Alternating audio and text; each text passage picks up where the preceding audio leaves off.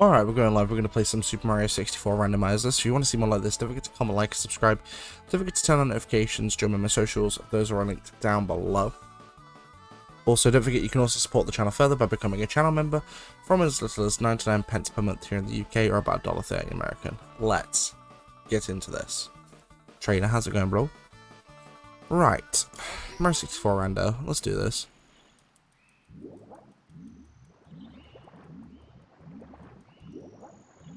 How are you doing, dude? I always start in some weird and wonderful places in this rando.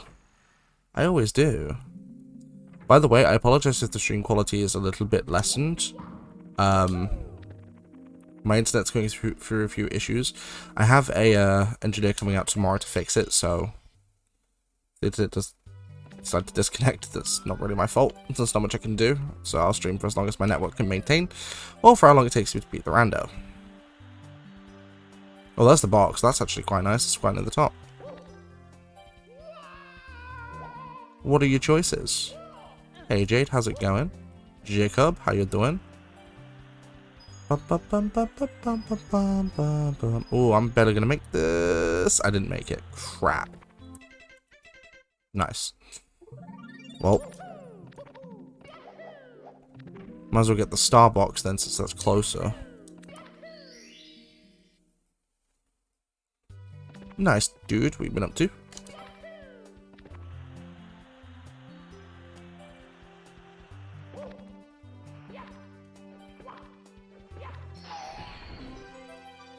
I might as well grab this now. There we go. I love how the timer continues to go even once you've collected the star. I mean, I didn't get the actual end of thing star. That's besides the point. More to the point, why is my chat box not updating? It did trainer's chat, but not anyone else's. Streamer's chat box, what are you doing? That's the view account, that's the wrong thing. Alright, maybe it'll now update. It's updating now. There we go. Hey Kim, how's it going? Right, now that my chat box is actually updating, I can actually play. But of course. So, second star. It gives us 2 stars to work with though, so that's kind of nice. Getting this early is actually really cool because this is a couple of easy stars generally. You know, one in a box and you go down the slide within a certain amount of time, you get the star. Come on, instant grab, instant grab, instant grab. Ah, so close as well. Oh my gosh. There we go. Hopefully all you guys are doing okay today.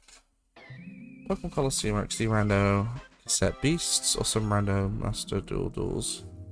I mean, what is Cassette Beasts? I don't think I've ever heard of that game. I mean, Coliseum XD Rando sounds fun.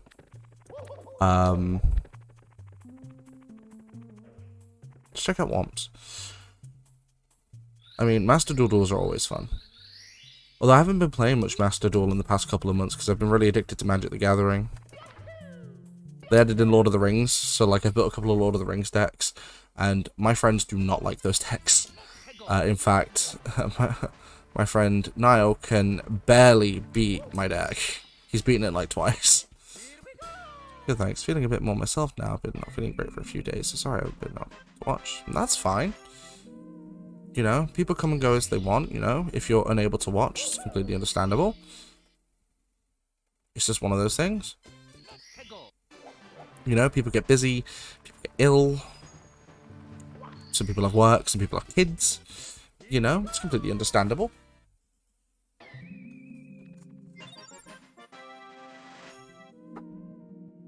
Ooh, how's Skyrim going? It's a new indie game based off of Pokemon with its unique spin. Interesting. I take it that's on PC, right? I need to move my keyboard before I accidentally hit a button that stops my stream. But yeah, how is stream quality, guys? Because I've had to downgrade my bitrate a bit for tonight because of my internet having a few problems. Apparently my internet decided, to be fair, I've been with my provider for over a decade and we've never had many issues, so I don't mind so much, but you know, it's deciding to go on a bit of a swan dive today.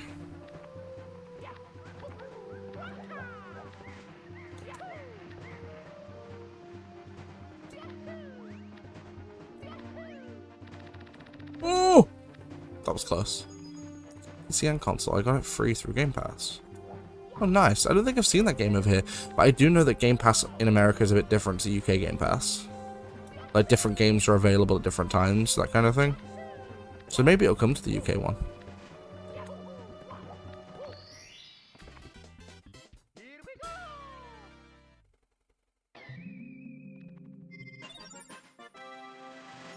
So, for those wondering what the stream roadmap's going to look like for at least the next few weeks. So, unless any drastic changes happen to my schedule or whatever, the way it's going to work is, so this is tonight.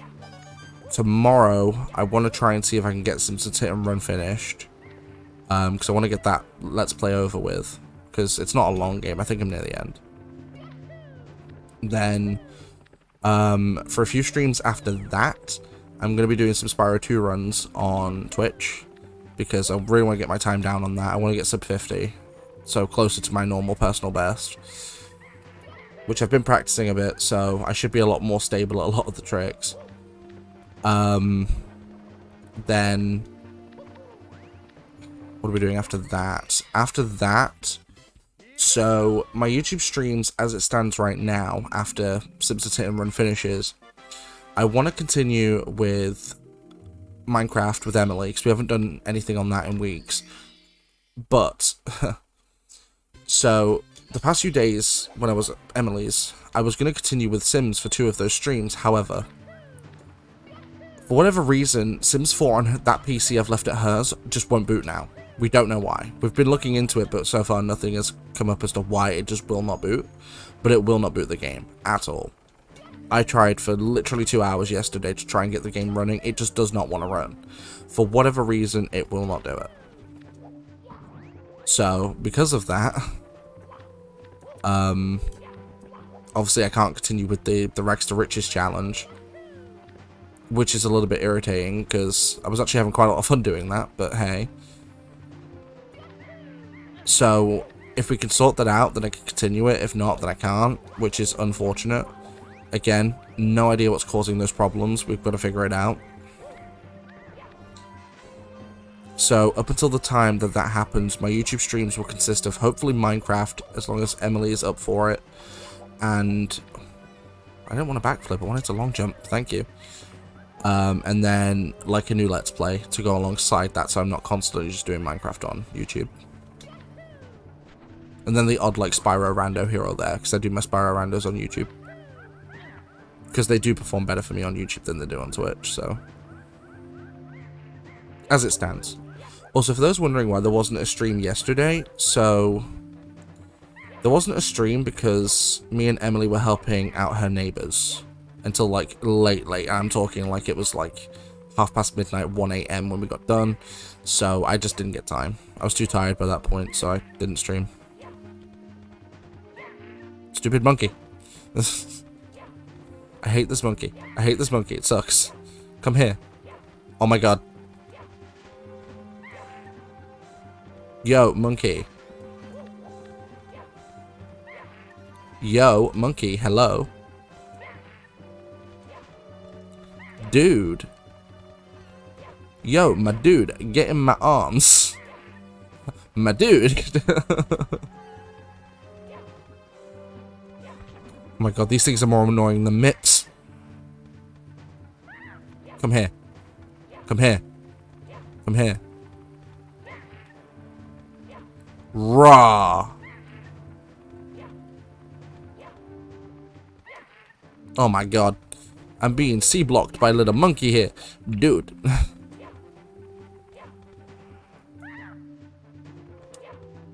I can't seem to grab this monkey at all. There we go, thank you. It's about bloody time. Recently added to who knows. So I found out that if you find Pokemon Conquest in your region loose, it's worth 88.76, and completing box is worth 120. Damn. Did Pokemon Conquest just not sell over here or something?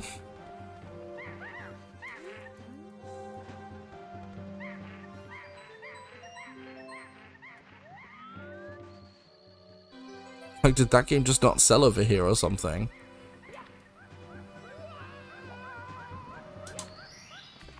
Because that's a lot of money for, like, a side Pokemon game.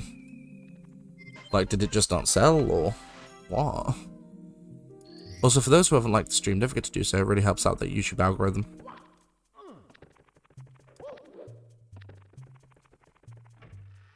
Oh, really? Because I remember owning that game as a kid, like when I had my DS Lite back in the day.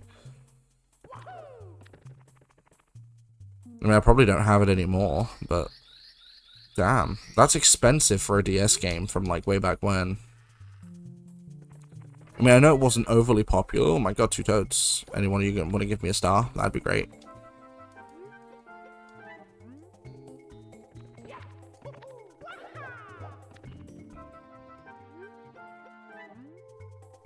That's a big fat pile of nope. Fine, be that way. Thank you for those who've been liking the stream. It is greatly appreciated. Tick-tock clock. I don't see why. I don't remember it being that good a game. You practically are in, like, you know, today's current freaking social climate. You know, if you have that, you're basically sitting on a gold mine at that point, aren't you? Damn. It's a lot of money for a game that I don't remember being that good, if I'm being honest. See, that's the thing with the Pokemon side games. Like, some are good, some are not, and some are alright. But it depends on your, like, tasting games. Because, like, the Pokemon side games are pretty much nothing like the mainline games. So, like, say, Pokemon Ranger, for example. I loved that game. That game was fantastic. It was a fun, different spin on Pokemon. I enjoyed it. It's a shame they really didn't do much with that series, but, you know, could have been decent. I mean, Pokemon Mystery Dungeon wasn't my cup of tea, but, you know, for a lot of people, they do like it. I can see why people would like it. It's personally not my kind of game, but it's alright. For those people who do enjoy it. You've got stuff like, what you got? I mean, you know, the weird crappy ones like Pokemon Shuffle, which is just a rip-off of Candy Crush.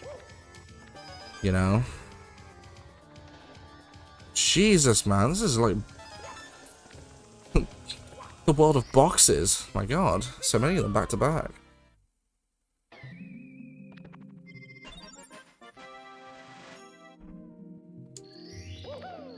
It's weird, really, because like the Pokemon main series is so different to the side series, like the sub-series games. It's kind of mad. I mean, Colosseum and XD count as sub-series because they're not main series. I mean, to be fair, if they do count as sub-series, then they are the best side series games in the Pokemon franchise, but...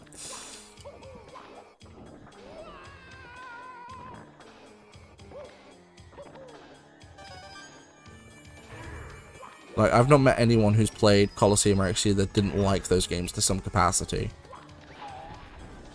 Don't get me wrong, like, Colosseum has its issues, which XD fixes, but... American version loses 67.46, clean box is 107. Damn. But if you convert that to UK sterling pounds, then it's actually worth more. Because the conversion rate is different, isn't it? I think it's like, what is it, like every $1.33 or something to every £1 over here, I think. When it comes to people hating on games lately, a lot of the complaints I hear are so stupid. To an extent, I do agree. A lot of people complain about the smallest things, and I feel like that's not completely fair. Because if it's a small thing that's an issue, like, you know, if it doesn't harm the overall product, then it's not so bad. I feel like, you know, a lot of people that complain about a lot of stuff often either don't appreciate the overall product or look at every minute detail and be like, oh, that one tiny thing that's not really that big a deal is bad, so let's just hate the game. I will agree with you to some extent. There is a lot of hatred towards a lot of newer games that is completely unwarranted, but in some instances, it's completely founded. You know, look at Cyberpunk 2077 when that came out. It was an absolute train wreck. Most people couldn't play it because, well, on console it was completely unstable. It came to a point when the most, like, stable version of that game was on Google Stadia. And when your game is more competent on Google Stadia, you know you've done something freaking wrong, because Google Stadia was a train wreck. You know? Like, it's crazy. Honestly mad how much of a train wreck that was. Like, unreal. For those who don't know what Google Stadia is, of course it was a streaming platform that was around for a couple of years and then closed down earlier this year because it just wasn't making money, which I'm honestly not surprised at, because streaming services for most people just don't work. A lot of people don't have stable enough internet for it, so... Community thing on Steam for Baldur's Gate 3 where some people complained that the character was a woman. See, that's bullcrap, because you can't really complain about that. Baldur's Gate have had women characters since the first game. It's completely fun. I want to play Baldur's Gate 3 because from what I've seen, it looks fantastic. I do love the Baldur's Gate series, so I do want to play it at some point. When I can get it on offer, I will buy it, because I do want to play it. I do love me some Baldur's Gate. In fact, at some point soon, I might do a playthrough of like Baldur's Gate Dark Alliance here on YouTube, because I do like that game on GameCube. It's freaking fantastic. Oh crap! Nice. Hey, Baba, how you doing? Mamma mia! Did you know that American version of Pokemon Black 2 is 120? Damn, it can't be that rare. Pokemon Black 2 is one of the more regarded Pokemon games. From what I've seen. Ouch. It can't be that rare.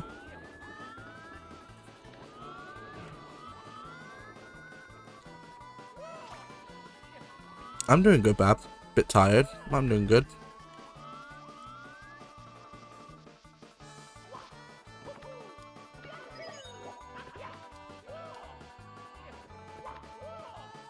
Right. How was the day?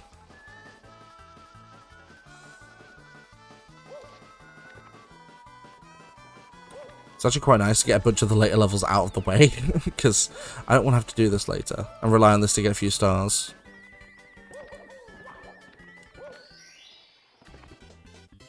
It's just because demand from collectors. But surely collectors wouldn't want loose copies. That's the thing. Because the whole point of a collector is that you collect the thing complete in box. It's why copies of, like, Earthbound on Super Nintendo are so expensive, especially if you've got the frickin' map and strategy guide with it, because, you know, those are extremely rare, especially in good condition. Loose games to collectors really aren't worth it, I wouldn't have thought, because the whole point of being a collector is that you collect the thing complete. The only time that really doesn't apply nowadays is for NES, because most people threw away those boxes. Same thing with Atari 2600. If you're collecting stuff for those consoles, you have to collect it loose because no one kept the boxes. Well, some people did, but not many. Same thing with N64. A lot of people didn't keep the boxes, so... Ah, balls. We'll leave this level for now. So tired, really just snuggle up as well. Oh, thank you, Bella. We need a movie day. How's your day been? Yeah, it's been alright. It's been pretty chill, to be honest. It's quite nice. Got a couple more videos done earlier on. Got a Twilight Princess video recorded. Got a Pokemon Go battle video recorded, although that didn't go so well, but still. Someone does already have the box and just need the game. But why would you have the box and not the game? Here are reviews for Scarlet and Violet complaining more about Penny and a bullied female student, and more of the rival being too poorly written or being rip-offs of other characters. I mean, with that game I can't comment, because I haven't played it. Like, however, again, this is not me commenting on the game because I haven't played it. This is me giving an observation from at least Sword and Shield. A lot of those characters were rip-offs. So, again, haven't played it, can't comment. But if it's anything like that, then they might feel a bit rip-off-ish, depending on, I guess, who were they saying was the rip-off? Like, what character were they ripping off? Is more the question, I guess.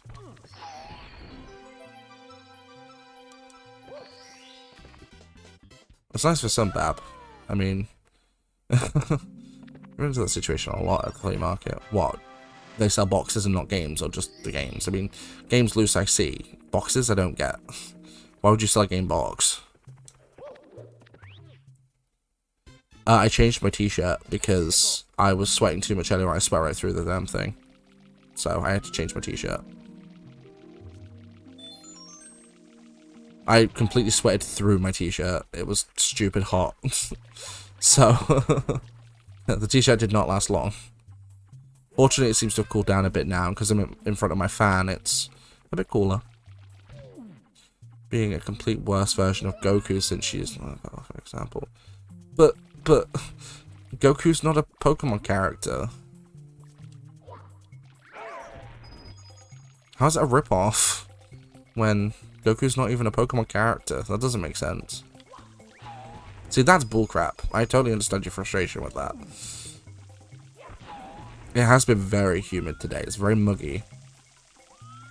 But it's not the best weather, I've got to admit. What doesn't help is that over here in the UK, it's still on and off raining every single day. The rain does not help with the humidity. Like, the rain just does not help with that. Okay, I want to go this way first. We'll get the star next. So this one, so push. That's that one. No, I forgot this one's a bit oddly specific. Dude, no, I want to side flip. Oh my gosh. I always forget how odd this one is.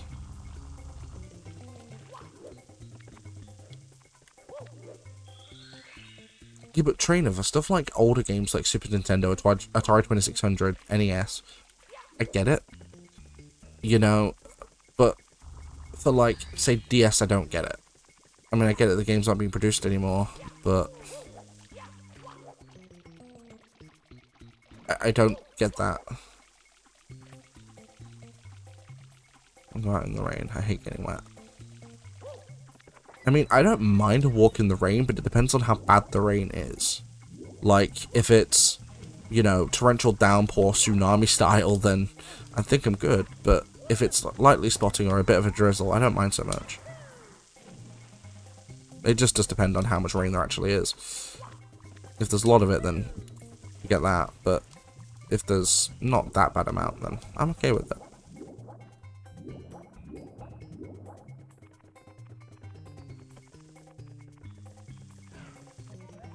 Well, yeah, but it absolutely chucked it down, so I'm not surprised. Like, it belted it down. Anyway, Bob, you weren't the only one. I got drenched as well.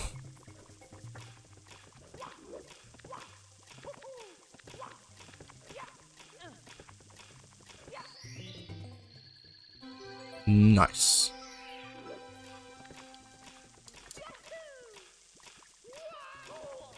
Okay, I didn't expect that to happen, but okay. It worked, it's fine. Boom. Not too bad.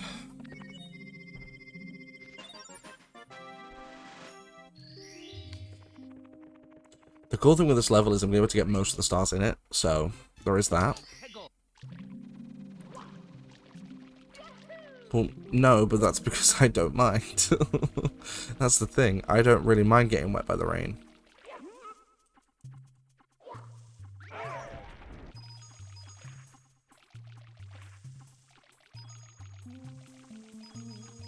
The only time I mind is if, like, I'm doing, like, shopping or whatever, and then I'm just like, please stop raining. I don't need rain right now. I'm here to do shopping, you know? Like, I'm going food shopping or something, and then it sucks. But if I'm just going for a walk, it's not so bad.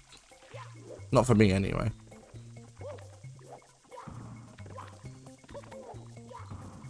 No, I get that, you know? So you don't like the sensation of feeling really wet, which is understandable.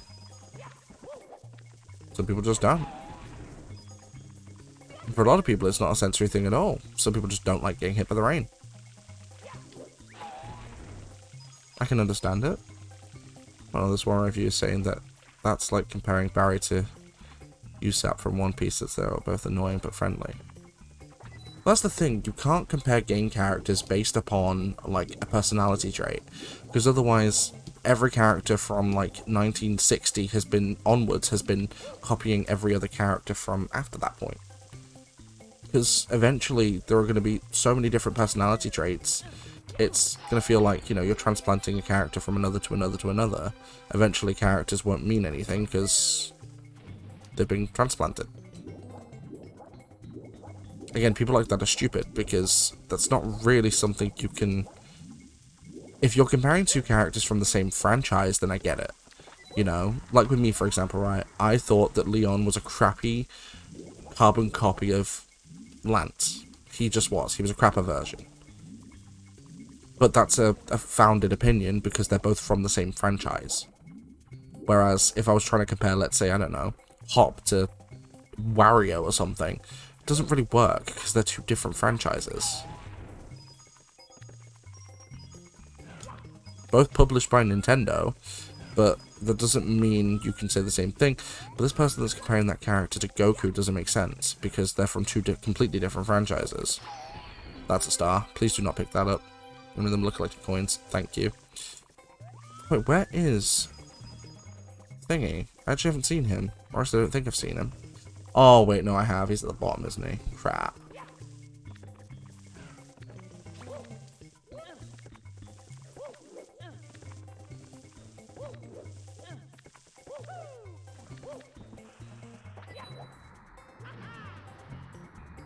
I saw him down here somewhere.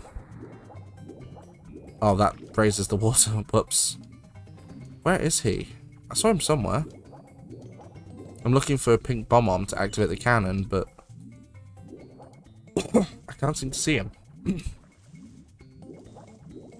reason why most of our Pokemon games don't sell unless they're reproduction, because people want authentic cartridges without paying a sensible... Well, I think you would want to pay a sensible price, wouldn't you? You don't want to overpay for a game. I mean, that would suck. He's down there. I thought so.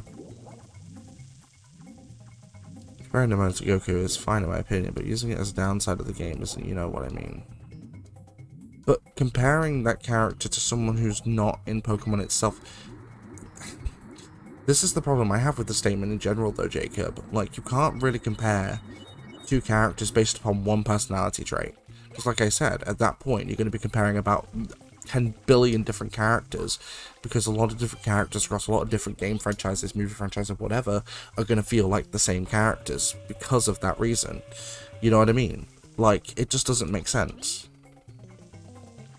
to, like, compare characters because of one character trait. For me, it does not make sense whatsoever freaking ever. Because let's say you're comparing, like, devious characters from, like, movies, TV shows, games, whatever, right? So let's say devious characters. Okay, then, so devious characters, you could say, I don't know, Wario from the Mario series, for example, from a game, right? And then from, I don't know, a movie, you could go with Grima Wormtongue from Lord of the Rings. He's a very devious character. If you're going for a TV show, let's go with Damon Salvatore from The Vampire Diaries. The only thing that they have in common in any way, shape, or form is the fact that they're all devious. At that time, think about the other billion characters from games or TV shows that share that same trait. It's not a fair comparison at all. But do you guys in the chat see what I'm getting at?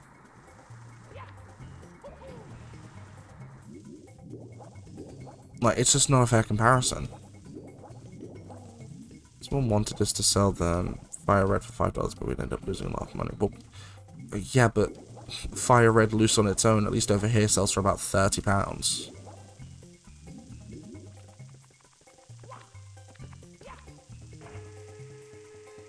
And that's the thing. Comparing different characters from different franchises just does not work. Comparing different characters from the same franchise can work, depending on what the comparison is. If it's just on one personality trait, it still doesn't apply, because one personality trait is not necessarily a carbon copy or a ripoff. Again, the reason why I used the Leon Lance scenario earlier on is because there's multiple things that make them very similar, but Lance is the originator, not to mention the cooler variant. Because let's see, the personality for a start is a complete ripoff, the look is a complete ripoff, the Pokemon style is a bit rip-off, you know, there's multiple things that constitute being a rip-off. But because they're from the same franchise, I would say it's a fair comparison, as opposed to the scenario you mentioned, Jacob, which I don't feel is fair. And that star's there. That's good to know where that is. Where is the stupid button? It's around here somewhere. It's in one of the corners. There it is. In that scenario, it just doesn't make sense. to call it a ripoff, because, well, it just doesn't make sense.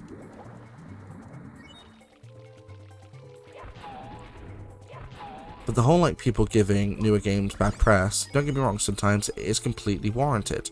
Some games release in crappy states, or the games are crap in general.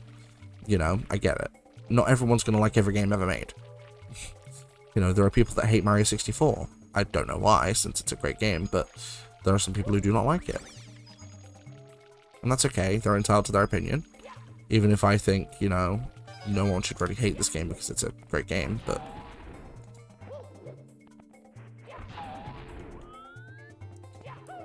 Whereas, like, you know, more people tend to hate, you know, those games that are more hated upon. Games like Call of Duty, Fortnite, you know, that kind of thing. A lot of people just hate on those games because they can. Not because there's anything wrong with those games specifically. Don't get me wrong, I don't love Fortnite as much as some people do.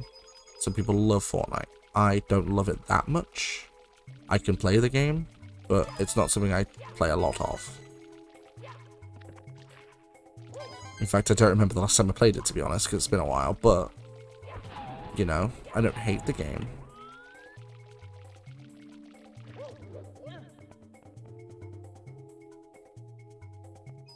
But I wouldn't go out on a limb to play it. Like, if I want to play something, I wouldn't choose that.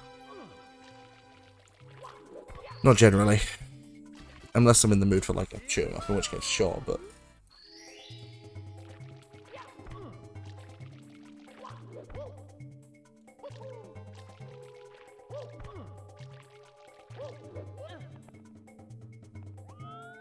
See, like, with people, you know, not wanting to play a game because, I don't know, let's say graphically, they don't like the graphical look.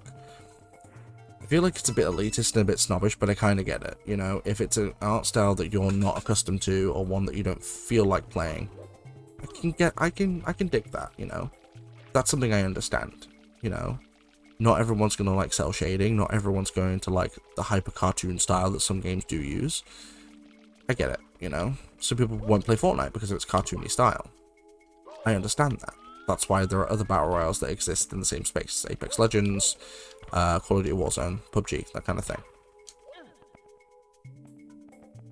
So that kind of reasoning I kind of get. Although I don't agree with it, I still kind of get it.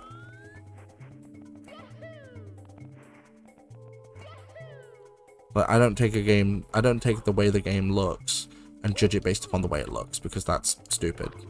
And I'm talking in terms of graphics. Like, if a game looks bugged to crap, I'm not going to play it, because it's just buggy and not good. I can't see. Thank you. Oh, even the cases aren't that often because people are sneaky. Well, yes. That's definitely a thing that happens, trainer. People are very sneaky. Well, some people are very sneaky. Oh, that is mean. It's a good job I know which star is which.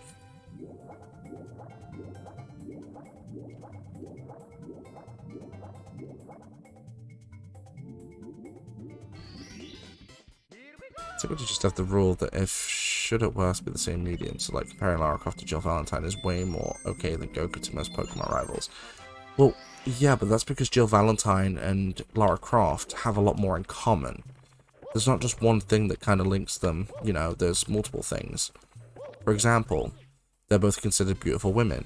They are both very, very, very arrogant about their own abilities. They're both very confident, they're both very acrobatic. You know, there's a lot to both of those characters that are similar, not just one trait. So that's a bit more of a fair comparison if you're comparing multiple things. But if it's just one personality trait, then it's not a fair comparison at all.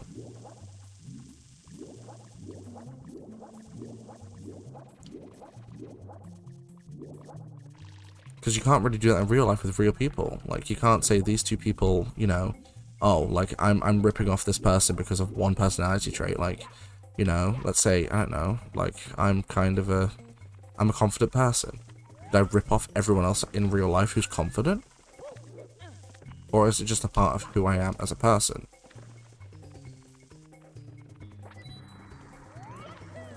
You know? Like, You can't exactly rip other people off. Not in that regard, anyway. It just doesn't work like that.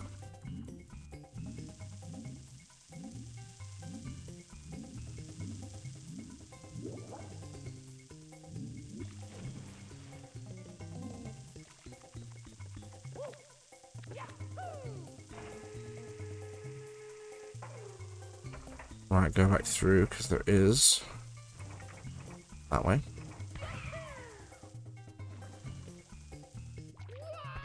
Ooh.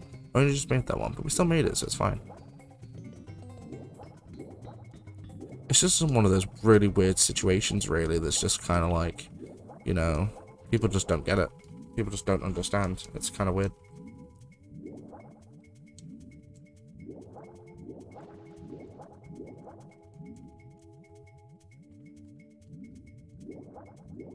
To be fair, it's kind of like, I've seen it online before. You know, some people, like, one day I remember one night, I was reading people's reviews of Majora's Mask, just because I wanted to see what people liked or disliked about the game. And, like, you know, one of the reviews I read was, oh, this game's terrible because I can't play it. So then someone commented on their comment saying, well, what do you mean? And they put, the game's too hard, so it's a bad game. It's like, a game being difficult does not make it bad. It's designed to be a harder game. If you can't play it, I feel like that's a you problem. It's part of my point as well, since I hate comparing characters because, oh, they both like this one thing, so they're comparable. Exactly. It doesn't make sense. Like, comparing based on one thing is pointless. Please be the right one, because that would be amazing.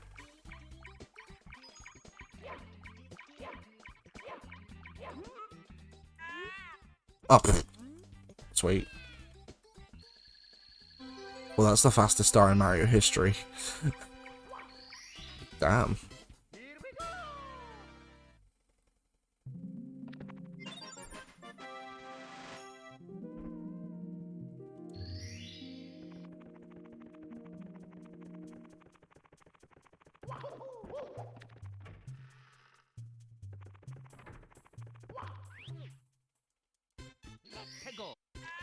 Alright, slip sliding away. This is also a very easy star as well.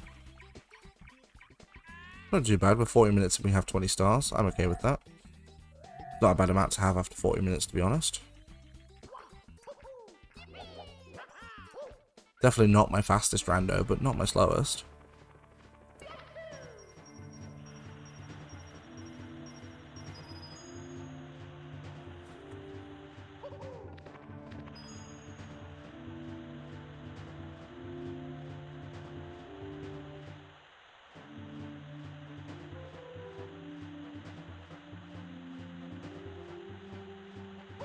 Boink.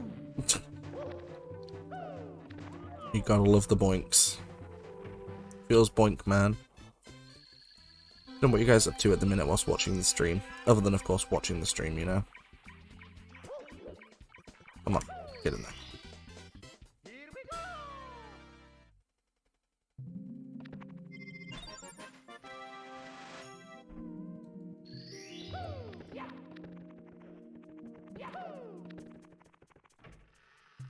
There is another Mario Rando, by the way, guys, that I want to get better at, which is Super Mario Bros. 3. But I'm going to do a casual playthrough of that in my own time at some point to relearn it a bit, because I do need to replay through that game at some point to do it. It's part of my point as well, since I hate comparing characters because, oh, they both like this one thing, they're comparable. I've already read that message, Jacob. What am I doing? Nice, how much you got left on that trainer? I used to compare Link to Jack from Jak and Daxter since they're both silent protagonists, but I stopped once I realised that's all they really have in common. Exactly. The thing with comparing Link to another character is it's hard, because with Link as a character, he doesn't say anything. So he doesn't really have much of a personality. Because you can't gauge someone's personality unless you hear them talk. You know? It's like, comparing Link on a personality front to anyone else is never going to really work, because he doesn't really have a personality.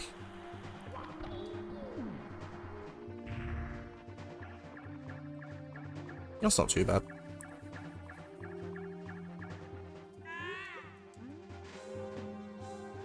I know there's a ban list update coming soon, so I want to check that out. I'll probably go back to playing that game consistently when they, like, you know, completely unlimit Fusion Destiny again, so I can play my Destiny heroes. Instead of limiting it to one. Because, you know, that ban list update completely nuked off my Destiny hero archetype, and I'm really annoyed about that. Since D heroes are my favorite, but hey. They completely just nuked my archetypes. Like, okay, cool, I'm not playing Destiny heroes anymore, then am I? Like, Konami just gave me a big flaming middle finger. It only has personality in the manga, which is sadly non-canon. Yeah, but it's not canon, so you can't really count that.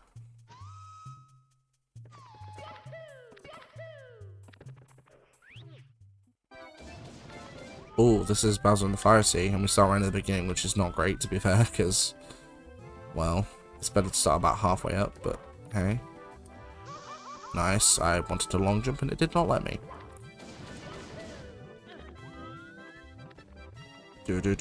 Ah, crap.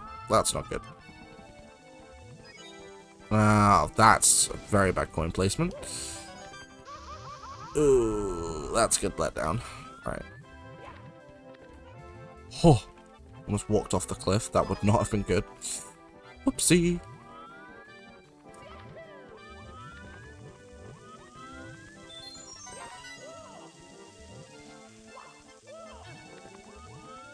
Flick's personality in the cartoon became canon. I mean, that would be interesting, because I know in the manga, the cartoon, his personality is just irritating. But, to be fair, it might translate to better in a game? Well, that's not good. Well, I guess that happened, that's fine. Oh, that's bad. That's a very bad coin placement. Crap, I'm dead. Yeah, I'm dead. Wait, maybe not. No, I couldn't see. The game decided to screw me over there. Nice. I might not be getting that star in there then, depends.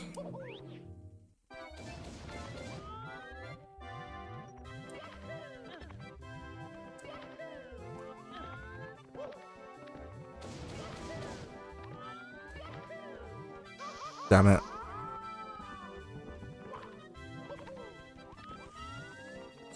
Like, it's just one of those scenarios where it's one of those ifs and buts. Like, it could be cool, but then again, it could also be a massive detriment to the series. You know, it could make playing those games unbearable.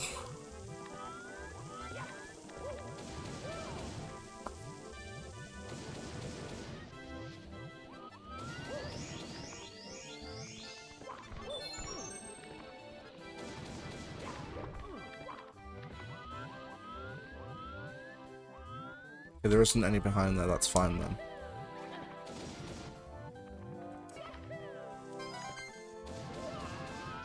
Nice, I can actually see this time. There we go.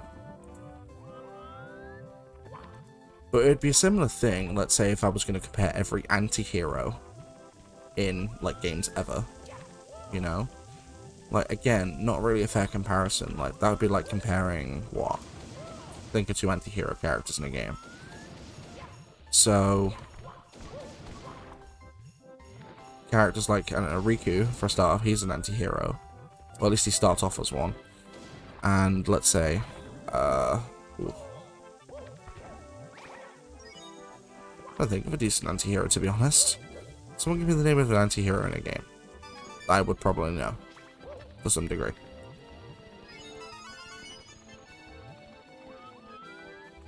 Please, last coin. I am praying that you are not on the edge of the stage, because that would suck.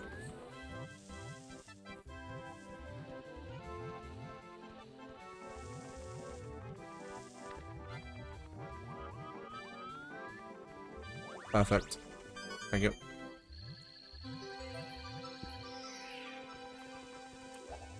Ooh, good job I did that.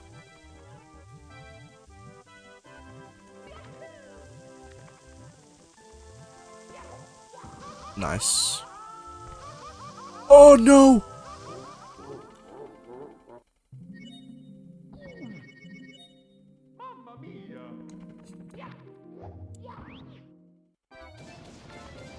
It's a good job I'm on YouTube because I can't curse.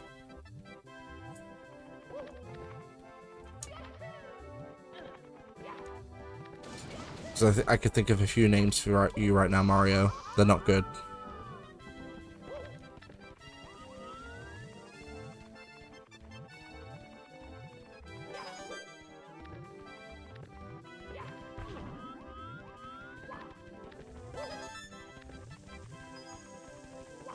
One story reason like is silent because he took a vow of silence to better focus on his duty. I mean, yeah, but the character didn't start off with that thing, that's the thing. It was only added in, what was it, Tears of the Kingdom? Or was it Breath of the Wild? It was in one of them.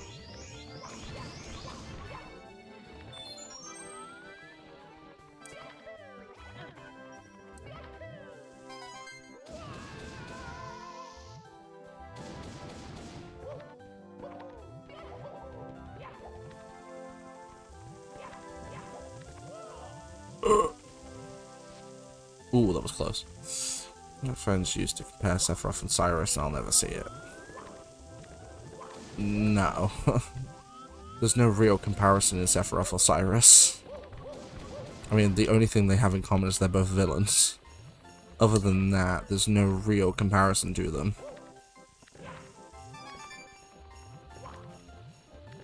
Ooh, the lag. Nice. Good amount of lag there. I don't see the comparison between Sephiroth and Cyrus. So for those wondering who's Jacob referencing, he's referencing a Pokemon character, Cyrus, from Pokemon Diamond, Pearl, and Platinum.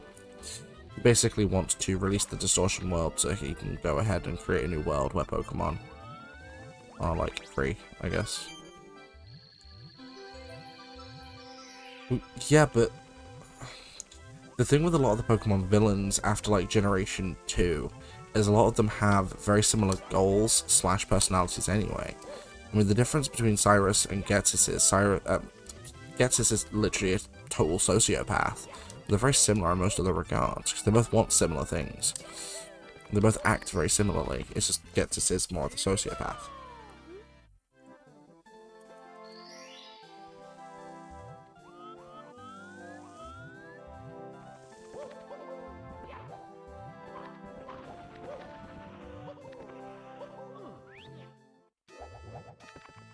At least we got the star though.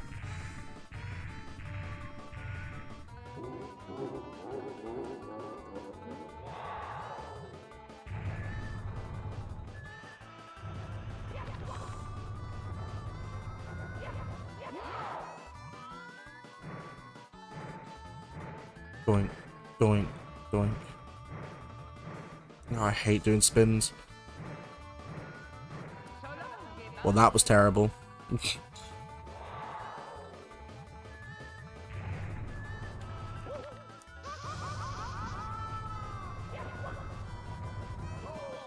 Ouch.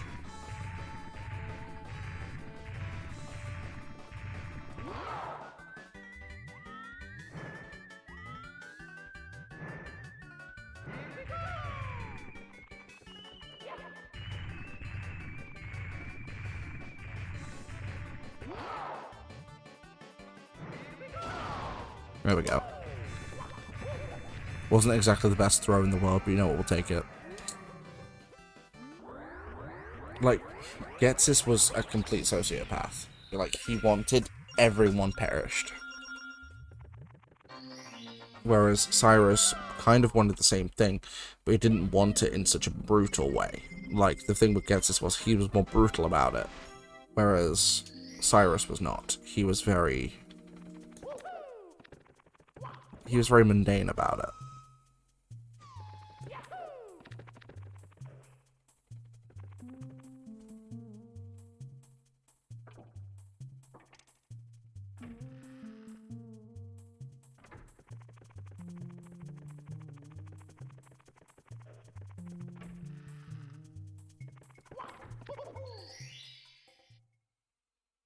Cyrus and Lysander are comparable at least more than Cyrus and Guzma. Yeah, but that's because Guzma sucks. His character is pointless. In fact, all of frickin' what's their name? It's not Team Yell, that's Sword and Shield, Team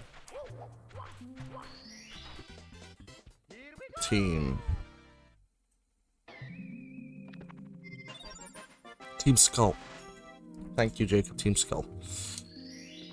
Team Skull is just pointless.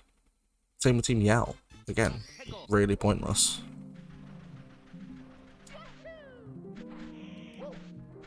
But then again, to a certain point, Team Plasma were pointless because Lysander is just a pointless character, really.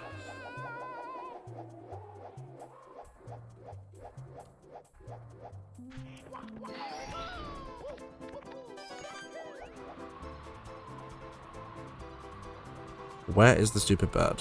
Where are you going? Ooh, that was close. I barely saved myself.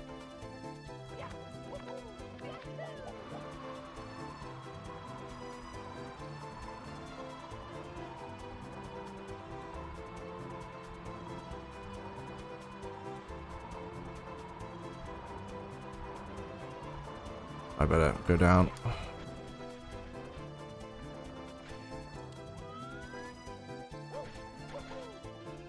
Damn it.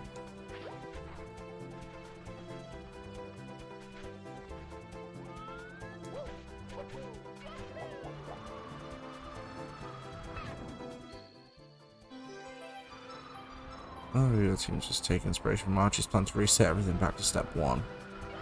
I mean, yeah, but the difference is that with the other team leaders, at least, they have different personalities to some degree.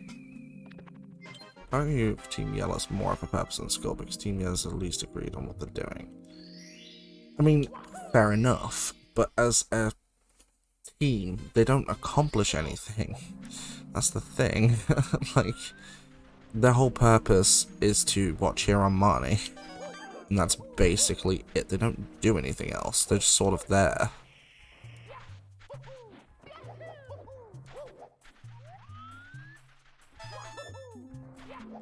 And that's the thing. Other than, you know, giving Marnie, like, I guess, encouragement, motivation, whatever, they're kind of pointless for every other regard. So they just don't do anything. Oh! Ooh, that was close. 1, 2, and 3. Nice.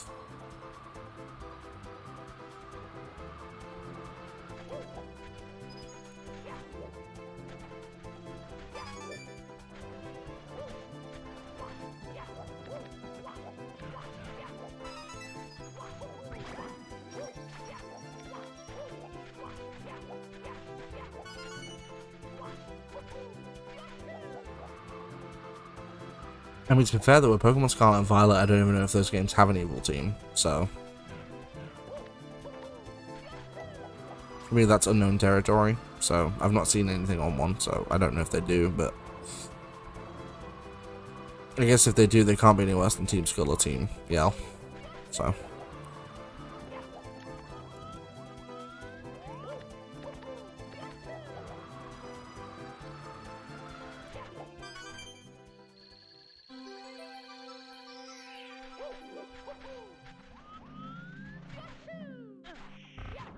Oh, that was handy, I guess. This team is just the depressing story of bullied students becoming bullies themselves. Well, it's not a terrible story. I mean, to be fair, in real life it happens more often than you think.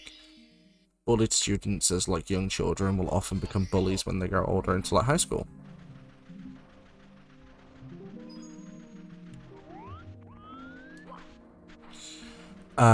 Mario was on a painting job and he did not do a very good job. How's it going, Ivan?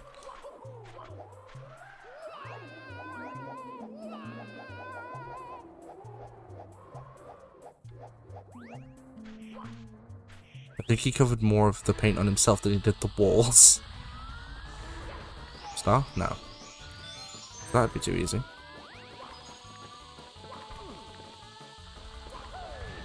Ah, crap. Well, that was a good set of triple jumps. I'm not going to complain about that. Oh, we need to find the star in here, because there's a loose one.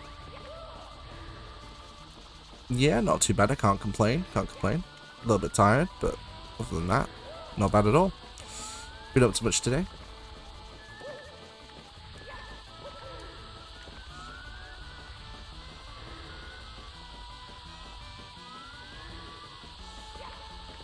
go for this star.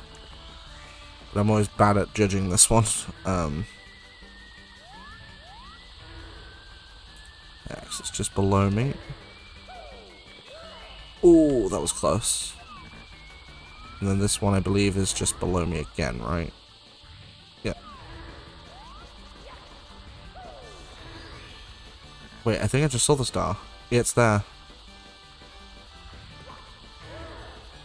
Wait, it's on top of that? I have never seen it there before. How interesting. That is a weird location for a star. Holy crap. That was close. That's 4. 1 more. 5. Oh, you spawned on the other side of the room. That's terrible. Sad. No! Oh my god. Okay. It's fine, we can get out of this situation.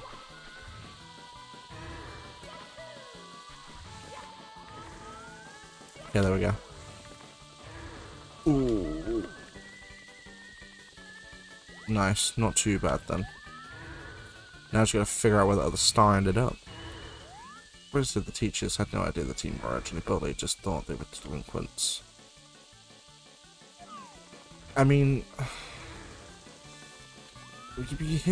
you know, you read stories online or hear stories of, you know, similar things with bullied kids who become bullies because they were bullied, you know. Like, you read stories online all the time about it. In fact, a lot of people that become bullies were bullied.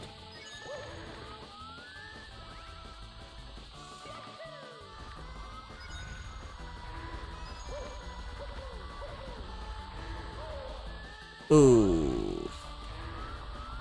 That was unfortunate.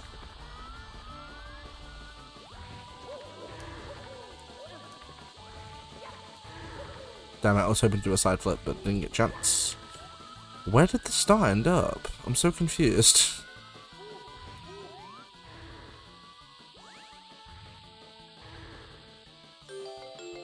Hey Ivan, thanks for the sub on YouTube, it's greatly appreciated. Welcome into the community. It's very nice, it's very chill. What kind of games do you like to watch? Oh crap, I'm died. Yep. Nice, well I'm not doing that star again. I don't even know where the friggin' thing ended up. Cool. I couldn't tell where it ended up. It just sort of wasn't there. Cool. You can go Igniba.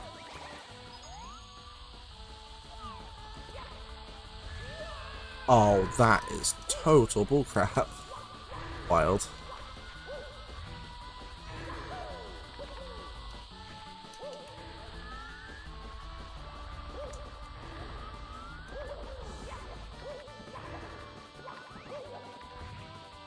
Oh, actually, wait. Might be to use him to my advantage. I mean, that wasn't very advantageous, but... Oh, it's the other one. Crap. Never mind. Yeah, Ivan, what sort of stuff do you like to watch? Kinda curious. I always like to gauge what people like. Actually, use that one to my advantage, though. Welp. That's unfortunate. Alright, how far are we out from the center? I'd need to be on that side to get close enough shot. Alright, that's fine.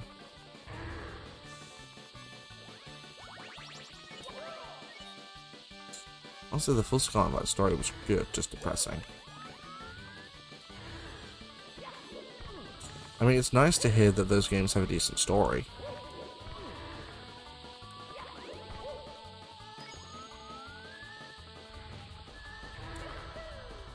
I mean, to be fair, out of all the people I've heard play the game, they've all said it's had a decent story, so, you know, at least that's something good.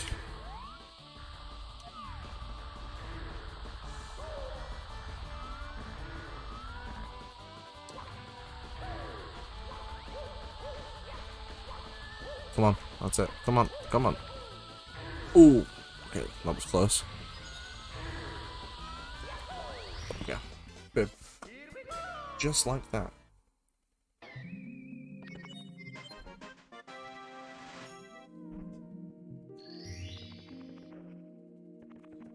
Alright, we're done in there for now. What took over this stage? And is there a toad? No. Lethal lava. Alright. I'm hoping that the other Bowser stage is accessible, because if not, I'm in trouble. And there's no way I'm beating the seed if that's the case. Did not mean to do that, but you know what? It works. So, yeah.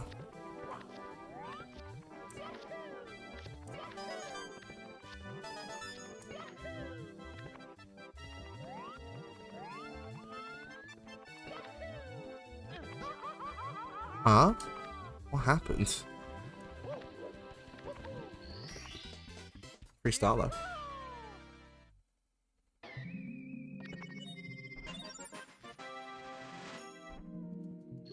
No, it's good to hear that that game story-wise did alright. Because, again, everyone I've spoken to who played the game said that the story's decent, so... I think only one or two of my friends who have played the game didn't really like the story that much.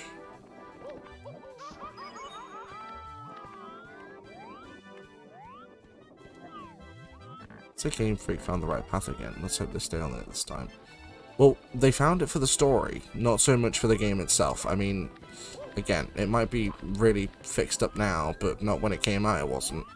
So, you know, I wouldn't say they've necessarily found the right path. I'd say they've started to find the right path, you know. The worst part is, if the game didn't release in the state it did, I probably would have bought it by now. That's the thing.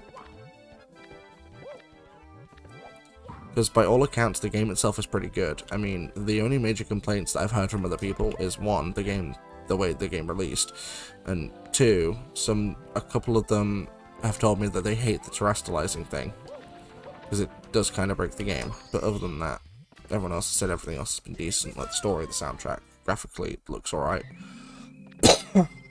Characters are alright. Other than the mess the game released in.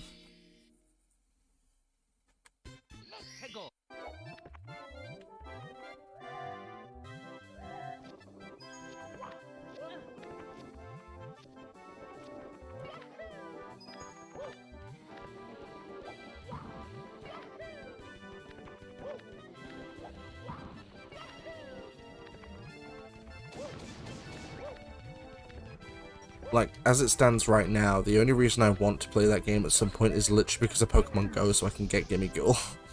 That's literally the only reason. That's bull, dude. That's literally the only reason I want to play it, just so I can get Gimme Ghoul on Pokemon Go.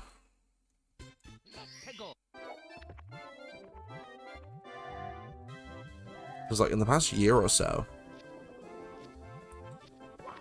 like, you know, I've been enjoying Pokemon Go more than any other Pokemon game. Still enjoy Pokemon Go now, I play it every day.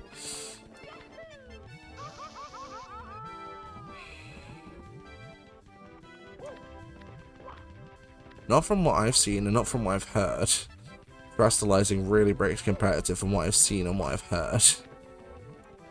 Like, a lot of my friends who are very big competitive players, not as in, like, you know, known or anything, but they're very big on the competitive. They've all told me that they hate the fact that you can terrestrialize because it breaks the competitive scene quite heavily. To a degree, I can understand why. I mean, I can't comment personally because I've not obviously played the game, so I can't comment on that, but I can see why it would break competitive quite heavily.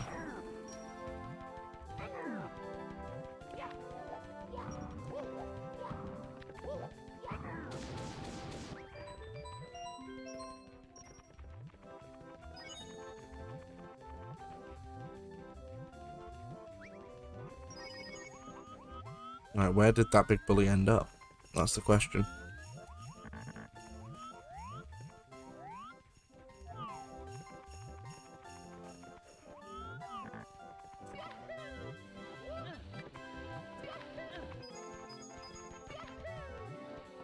I mean, my major complaint with Pokemon now isn't necessarily anything directed at any specific game. More, why the hell did they take out Mega Evolution? Just leave that as the main Pokemon gimmick now, because it was so cool.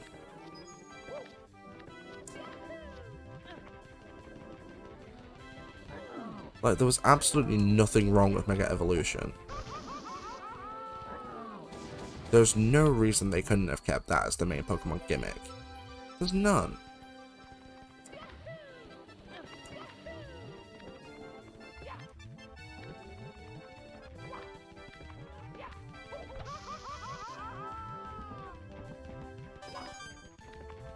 The only game it was too broken in was Let's Go. And that's because Let's Go barely had any Megas, and the only used one really was Mewtwo. The only game it broke was that one. They didn't break any other.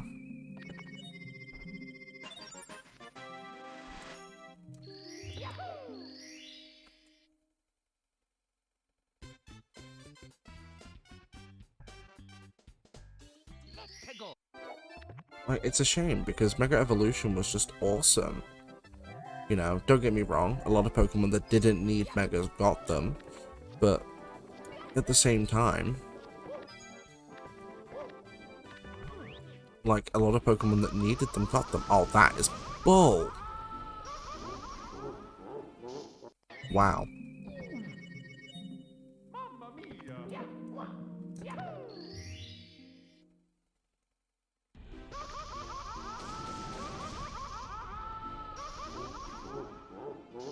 Well, that isn't good, because it might be impossible for me to get the stars in the volcano. Unless I can find a way to stay on the platform. That ain't gonna happen. The only other thing I might be able to do is grab the pole.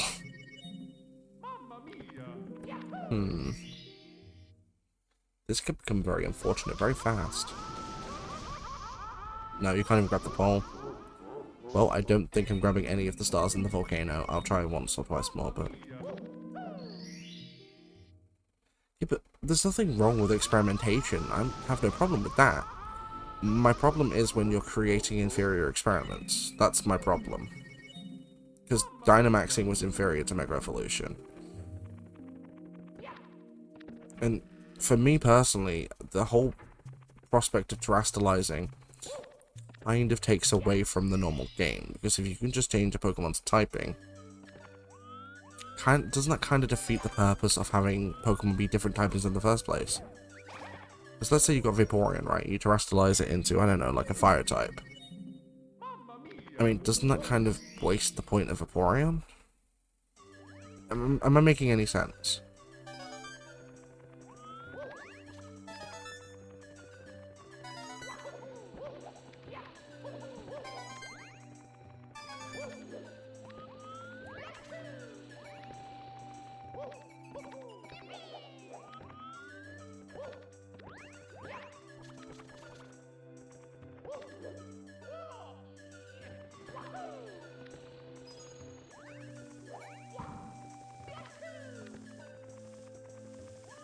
Like, it may sound a bit odd to say, but...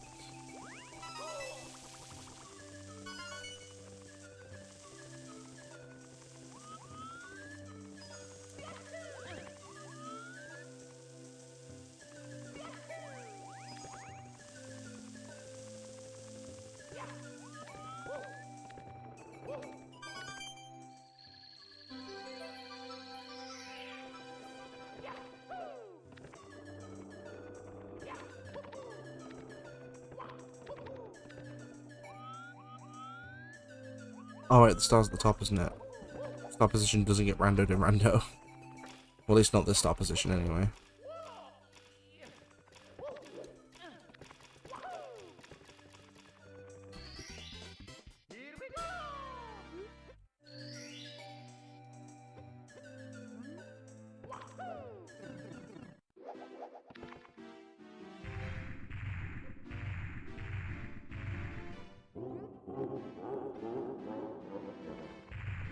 Hello, Blouser.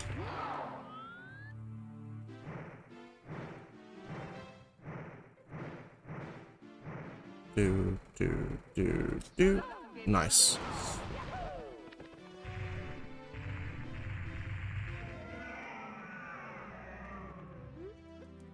And now they have the new legendary Arapagos, who seems like it's gonna be able to be all 18 types at once.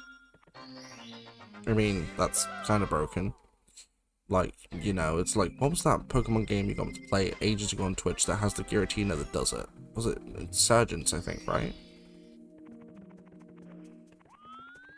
Like, it was a big amount of BS. Not gonna lie. There's the Snowman's Land.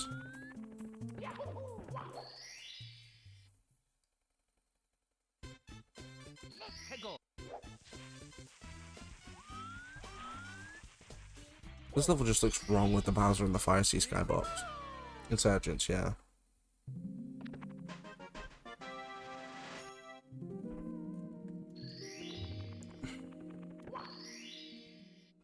To be fair, if I remember, it was a decent Pokemon, like, fan game, but I had a couple of major problems with it, I remember now. One of them was I had to map keyboard controls to controller, which was terrible. Why would you make a Pokemon fan game and no actual controller support? That's just weird. And two, a lot of the game was a lot of absolute BS, but it was still very fun. I do remember having a bit of fun with that one.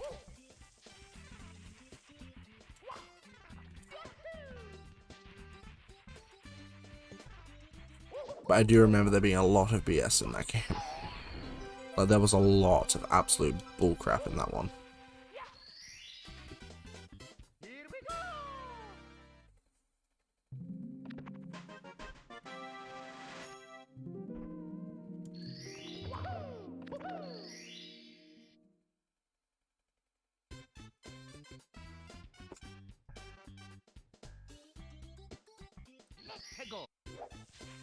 Yeah, maybe.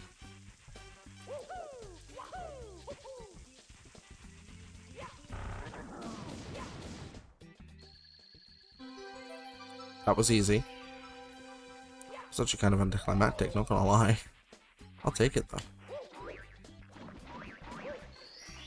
I mean, my problem with Pokemon ROM hacks or fan games or whatever is, from the ones I've played, I've liked about half of them, the other half I just don't like. That's the thing.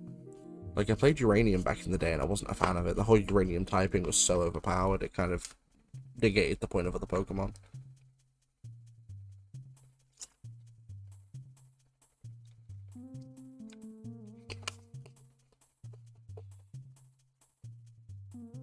I've played Dark Rising, which was alright. It was really hard, but it was alright.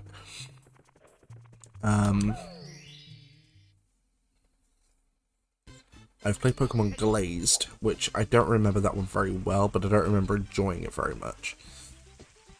I've played stuff like Storm Silver, which was, again, alright for a ROM hack. It was just a harder version of the game.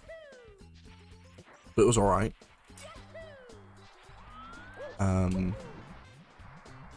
Which other ones have I played? So I have played a few.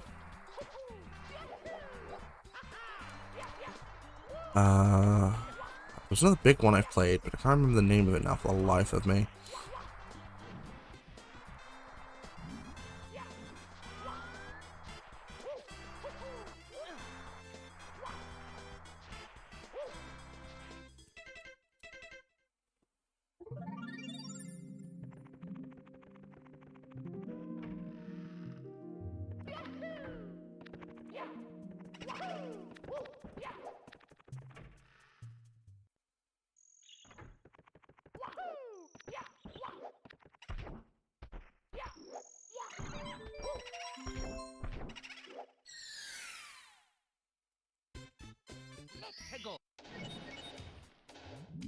The Pokemon ROM hacks and fan games is just one of those weird sort of things that's...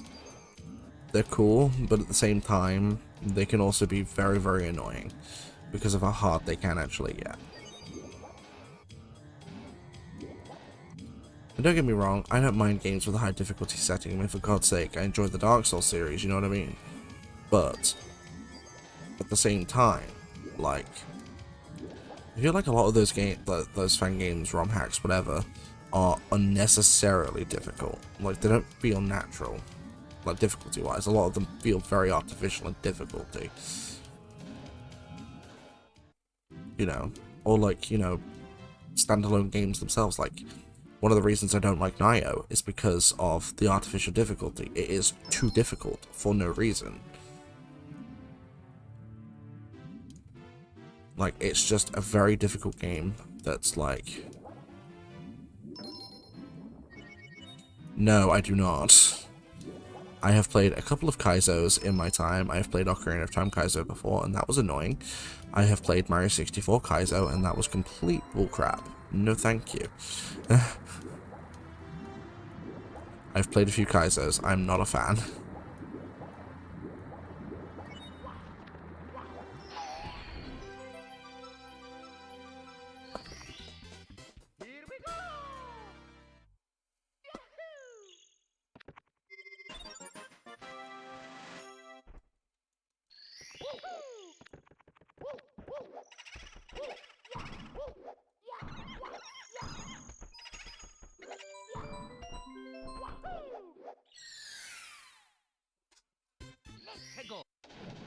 No, Kaizos are something I've dipped into in other franchises. I'm not a fan. They are just unnecessarily difficult. Holy crap.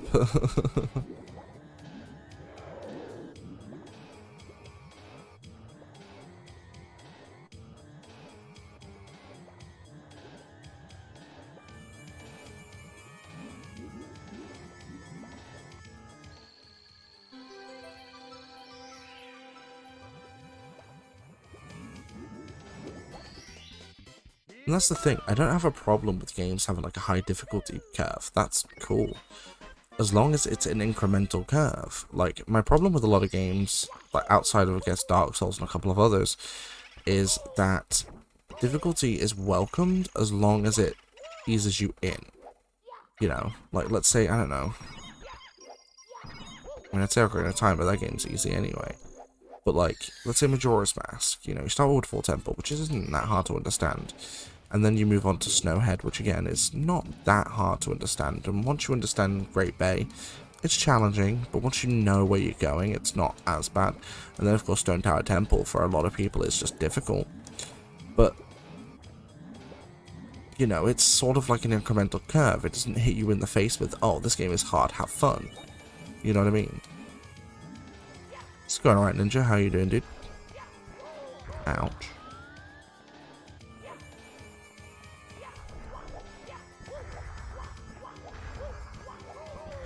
Ouch.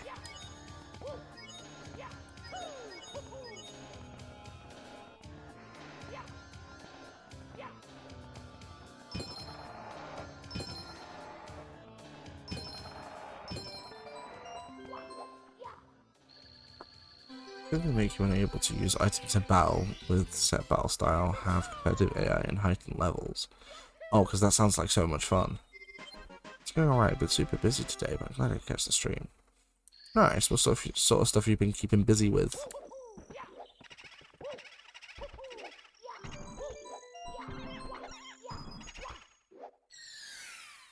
Damn, there's like a freaking ghost gank going on. Jeez.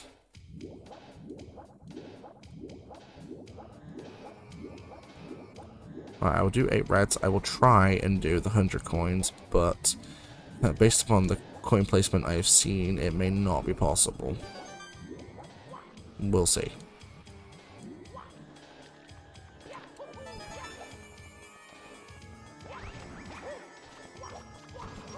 Ouch, nice.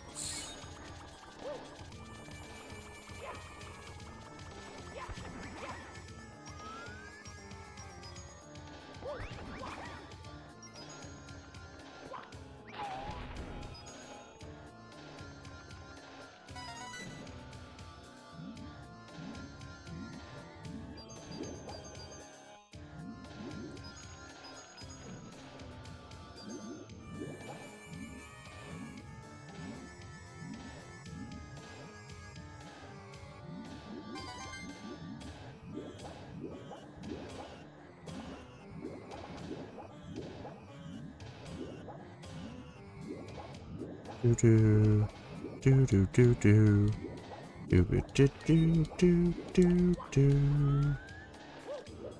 I do like the Bowser theme. The Bowser theme is cool. I'm going to go shopping to the office today. Sometimes they get me to do that, so that's been most of my afternoon used up. Well, I mean, at least, you know, it's something a bit different. But what is it you buy for the department, like stuff like milk and bread and stuff like that.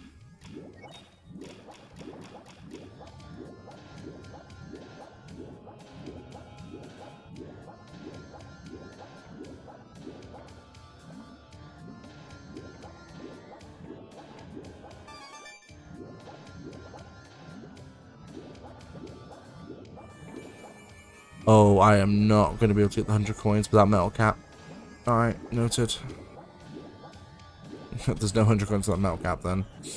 Because 4 of the coins are locked there, and you literally can only go 3 under, so yeah. 100 coin star is not happening right now. I'll come back for it later if I have to, but for now I'll be okay. Coffee, baked stuff, couple gluten-free things for a few people, things that won't go bad in the office pantry. Yeah, just stuff you can keep around. That makes sense. Ooh, that was close.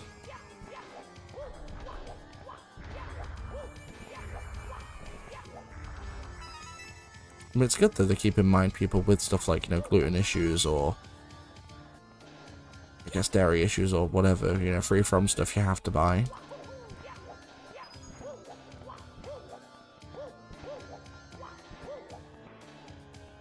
I mean, normally I'm able to do it, but with the coin rando in this one being really scoop with, I'm probably not going to be able to do it, because, I mean, look at that monstrosity up there, you know what I mean? Like, it's not exactly in a good location or anything. It's not prime location for coins. Like, at all.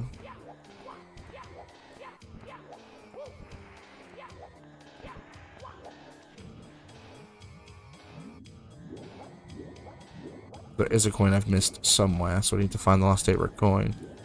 3 star there, the star in the box is in there, so I know where those 2 stars are. I just need to find where the last coin is.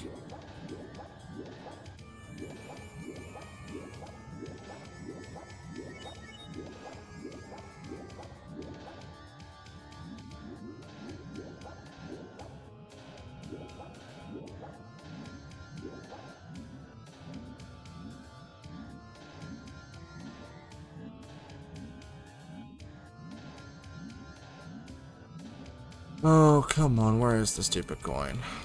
I can't see it.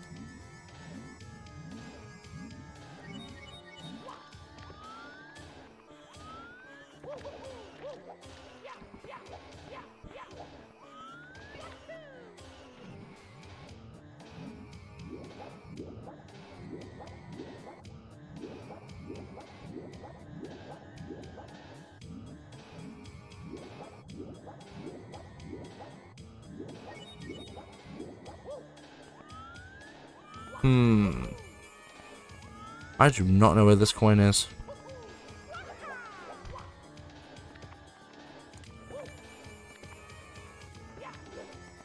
Gotta admit, a little bit sad.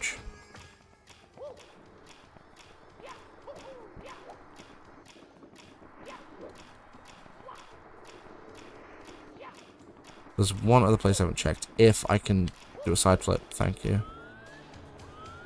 It's not on there. So where in the heck is it then? I can't find this last coin.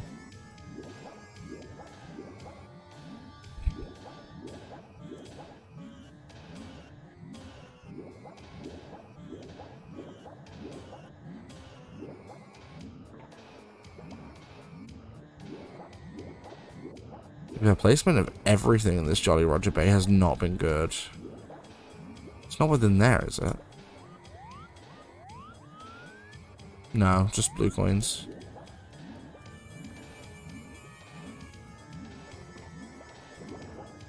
It's not within there either.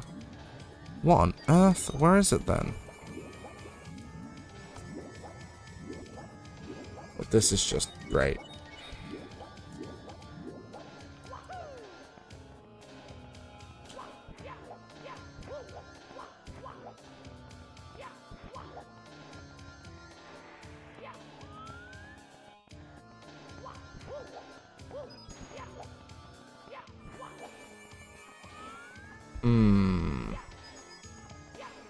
Well, I guess I'm not getting the 8-red coin star here either then, because I don't know where it is.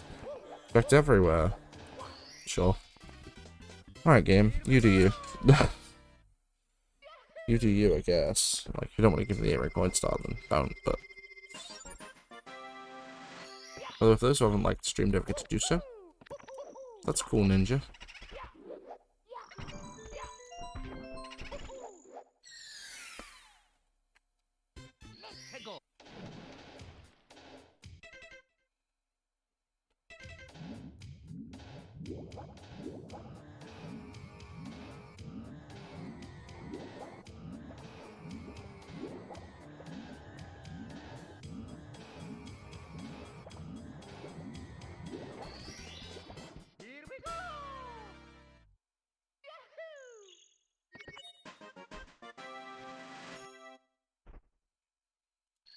Alright, let's leave this level for now.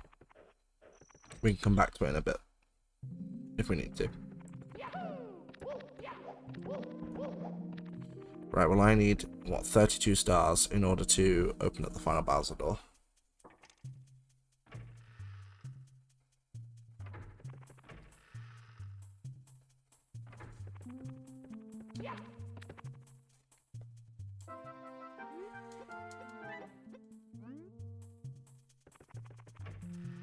Still haven't found a Toad yet that I can actually get a star from.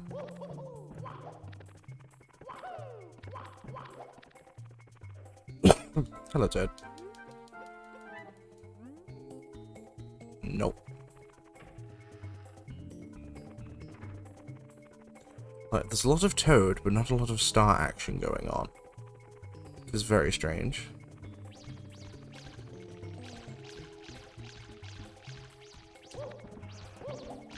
Now that's a bonus level of some kind. That's also a bonus level of some kind.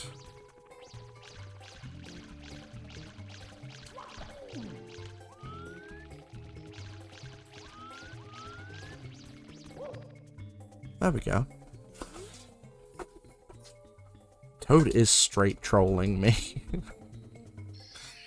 Like, the thing is, like, okay, Jade, do you know how many Toads there are in this game that have stars?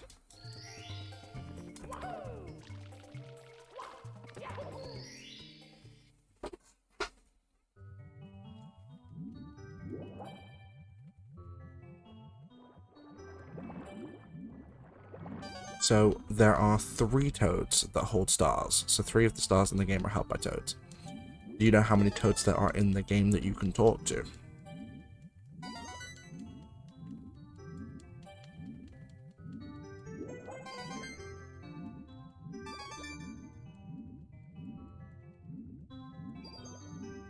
There is 12. So only 1/3 of the Toads in the game have stars.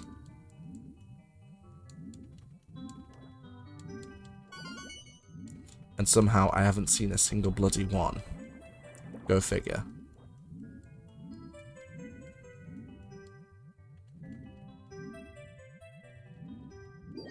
Okay, where's the last coin?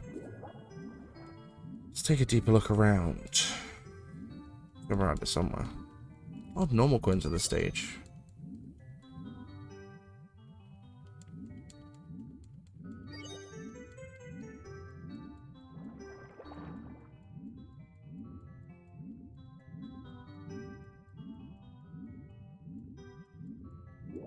No, the odds are not in my favor today. Ah, there it is. Toads be like, haha, no. Toad just decided today he just does not want to be my friend. It's unfortunate, sad, but that's sometimes the way the cookie crumbles.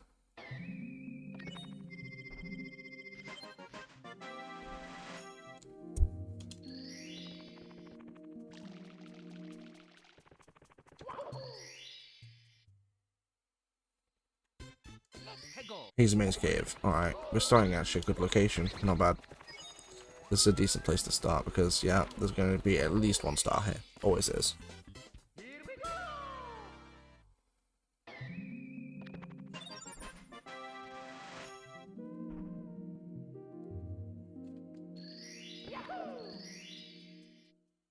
I don't know exact numbers of things like that. It's been a long time since I've played this game to complete. The only reason I know is because I looked it up one day, because I was sick of seeing all these toads and not one of them having, like, a star for me. Because I think in a stream, within the span of 3 rooms, I saw, what was it, about 8 different toads. And I was curious as to why none of them had given me a star. It's because there's 12 total.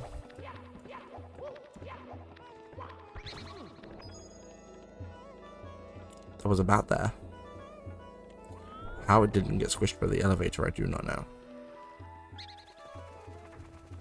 Right? That was my expression at the time as well, like, what the...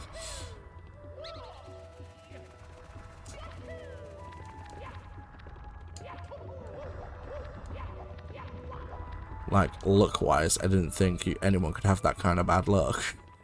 But apparently, you can.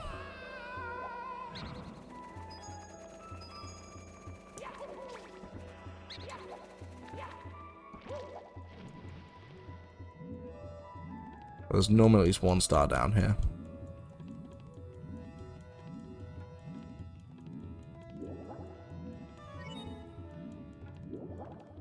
Is there not today? Wait, is there not a star in here? Damn. That's never normally the case. There's normally at least 1. Well, I see quite a few of the 8 red coins down here. That's mad.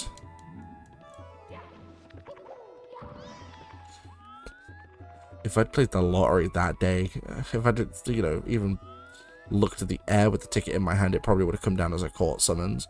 Like, I don't think it would have been a good day that day.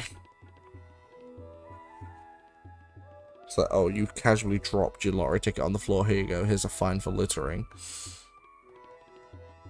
Even though paper's biodegradable, but still.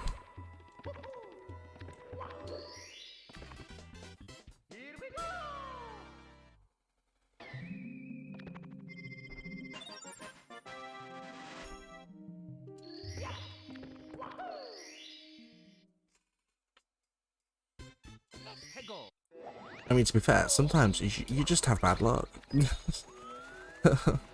Like, sometimes you just have bad luck. It happens, you know. I mean, it's unfortunate when you get bad luck, but it still doesn't stop it from happening. Sometimes you're just unlucky.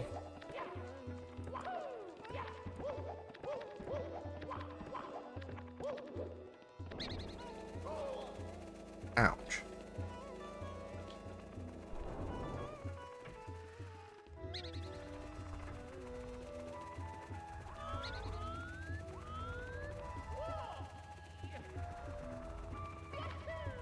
Uh-oh. That's not good. Oh wait, that's fine. Okay, never mind. That's cool. It's all good. Dude.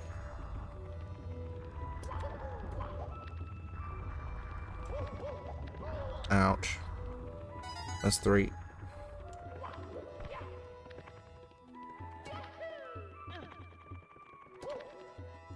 Nothing, but I want to be safe. I want to cover all my bases here.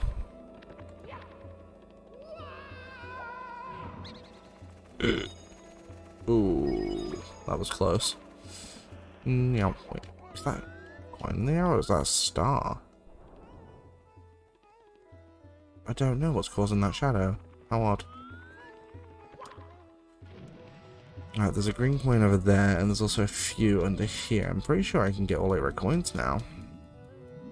There's 4.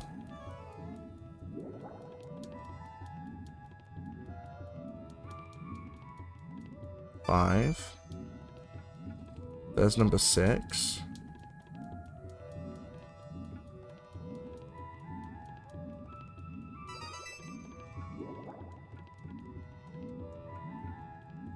Oh, that's not a green coin, that's a blue coin. Alright, I'm still missing 1 then. There's 1 up here. What's that? That's a blue coin. Okay, that's not what. That's not what I'm after. So that's 7. So I'm missing 1 of the coins. I mean, to be fair, there are other parts of the level I've not yet explored, so it's probably in one of those sections.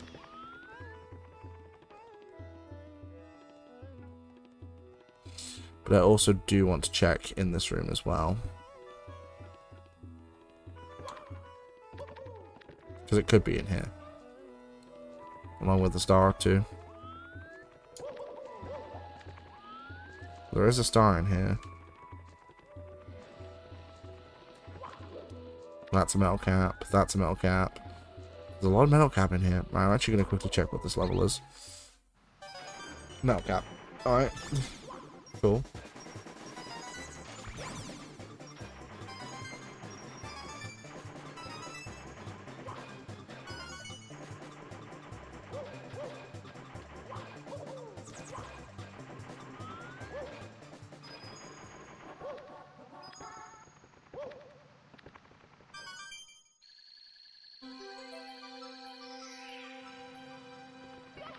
No! Get the star second, switch first. Right, metal cap is saved. Bang in.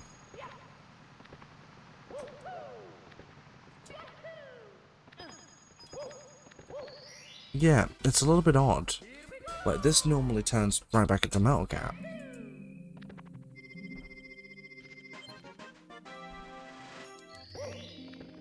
Though whilst I'm in this room, is there a toad?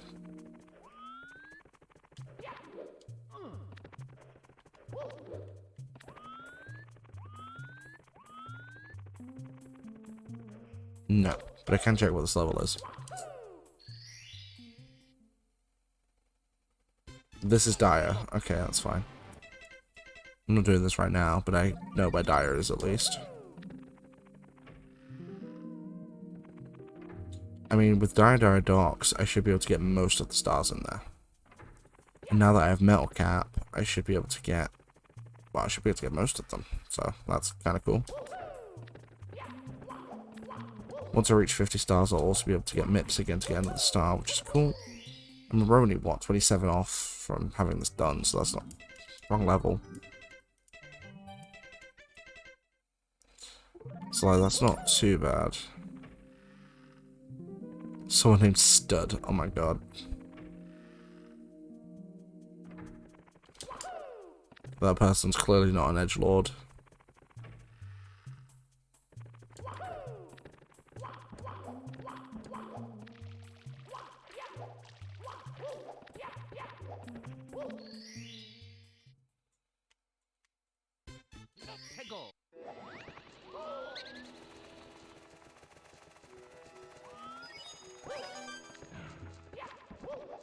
Exactly, someone thinks very highly of themselves. I mean, there's nothing wrong with being confident, that's fine, but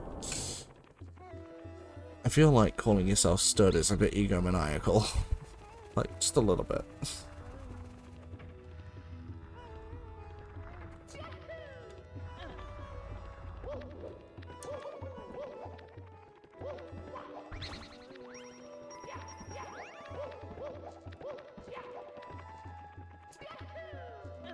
You know, it's kind of like the meme where someone tells people that they're cool, and it's like, okay, cool, but if you were actually that cool, you wouldn't have to tell people you are. People would say you are, you know?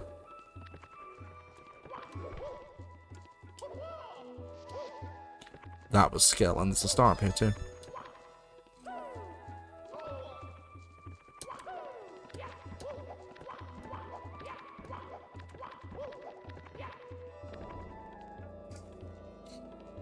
Like, if you were, you know, cool or a stud or whatever, you know, you wouldn't have to tell people. People would say you are.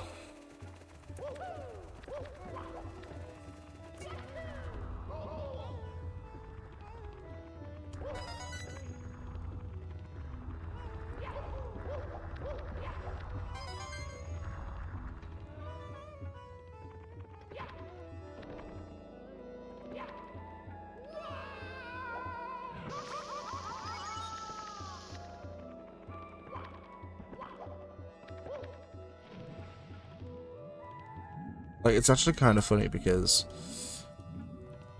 you know, like, people that have to, you know, be so egomaniacal about themselves to the point where it's like very, very, very megalomaniac. It's, you know, it's not good. It's not a healthy personality trait.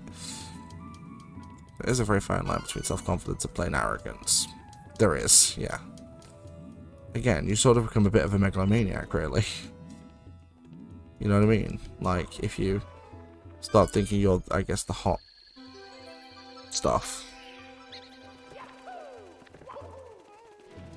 If you're hot quotation marks S word, you know, like, when you start thinking you're hot stuff, it's very arrogant, very egomaniacal. And don't get me wrong, like, having an ego is not necessarily a bad thing, you know? For a lot of people, they're driven by their egos. And for a lot of people it works, you know? Being driven by an ego can mean you're very, you know, committed to a lifestyle that you provide for people, or... And his dual partner is Blue Eyes. Well, you're probably fighting a Blue Eyes deck. To be fair, they're not that threatening. If you know how to shut them down, they're not hard to shut down. Because the thing with Blue Eyes decks is everyone plays them the same way. So don't do that, come on. So because everyone plays them the same way, you can gauge their strategy pretty fast. Because they're going to have one of two different strategies. Their strategy is either going to be able to get Max Dragon on the field, or to get Chaos on the field. Either way sucks, because Max Dragon is annoying to take down due to its high attack points, and Chaos is even worse because of its ability. Chaos has the ability to not only make all of your attack points 0, but also your defense points, and it does piercing, which is absolutely broken and should not be a thing, but it is. So you got out was Leotor. Leotor? It's not a Blue Eyes card, that's a Cyburst card, right?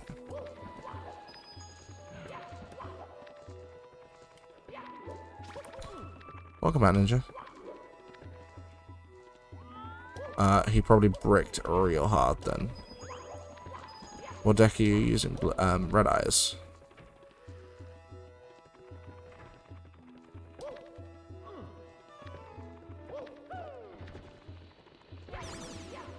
Yep. That's not the star I'm after, but it's good to know there's one down there. I do not know where the 8 red coin star is.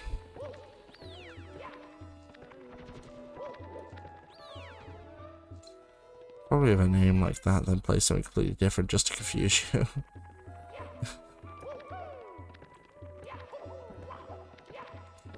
What? Call yourself like, what, Edgelord Shadow, and then be like, oh, by the way, I'm playing Barbie. Just to be as confusing as possible. It's like, yes, Barbie, the game for edgelords.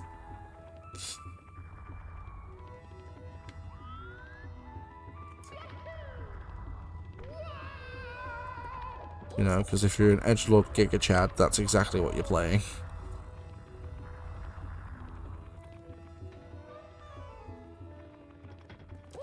But I do not know where the red coin star is, so...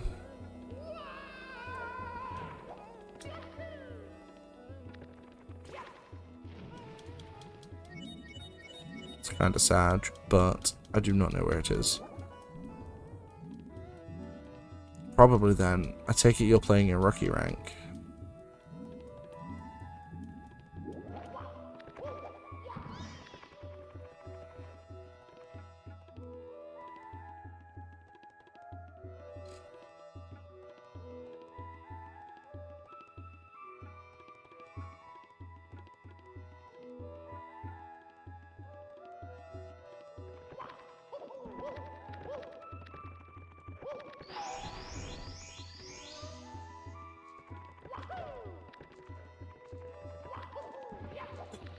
Yeah.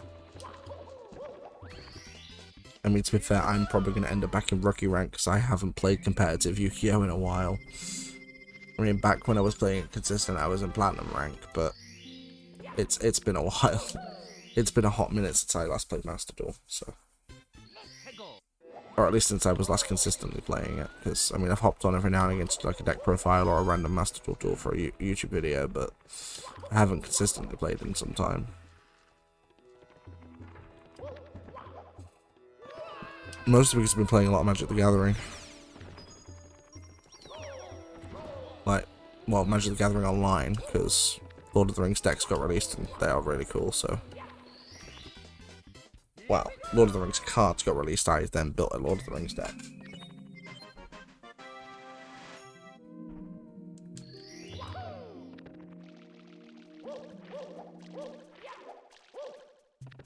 Well, we know this is dire, so that's fine.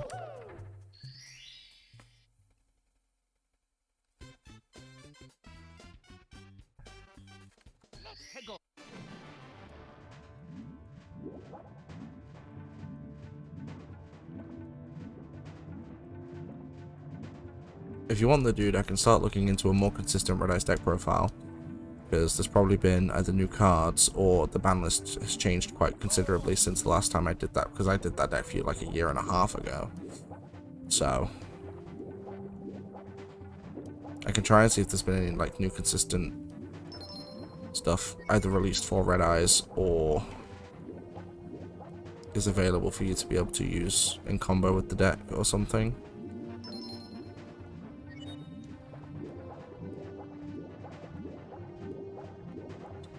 Small Chalice mixed with a bunch of random stuff like Tune Warrior, Bayonator, Blade Knight, and Leotor. Blade Knight? Who the hell plays Blade Knight nowadays? Person's clearly a fan of the anime because that's the only time you ever see Blade Knight used.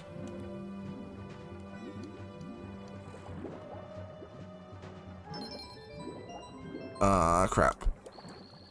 I mean, I give them props for trying to build their own deck at least, because a lot of people will just copy off of YouTube, and that irritates me. If you notice in my deck profile videos on YouTube, I always mention, by the way, I'm not asking people to carbon copy my deck, but use it as a starting point to build your own.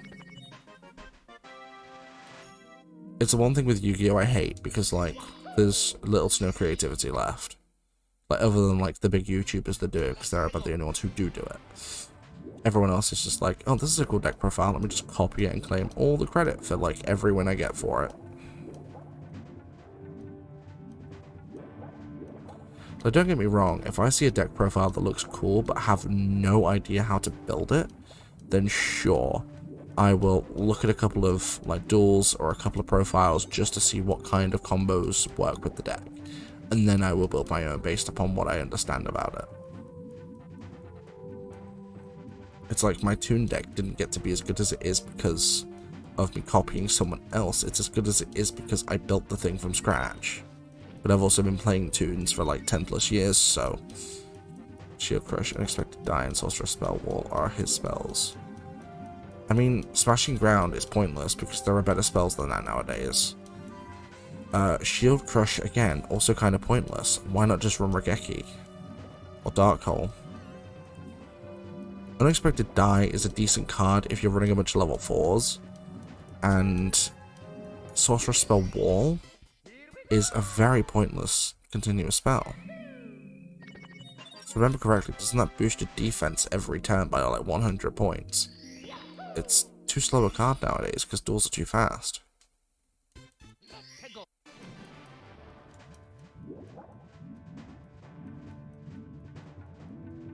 I'm pretty certain that Sorcerer's Spell Wall is that.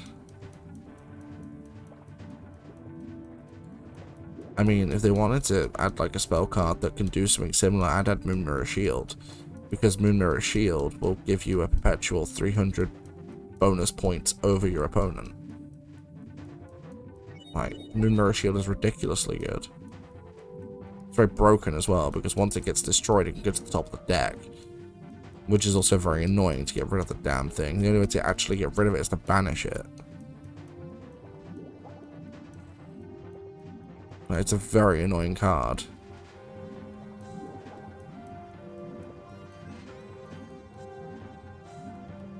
During turn 3 defense 3 opponent's turn. So yeah, I mean, sure, it's like a point boost, But 300 points really isn't that much nowadays. Not considering, you know, a lot of people can get monsters out with like 10,000 plus attack points. Quite easily in certain decks too. But look at Numerons. Numerons can get like ridiculous attack points very fast. Although, if you're able to shut down the Numeron strategy, they can't do anything.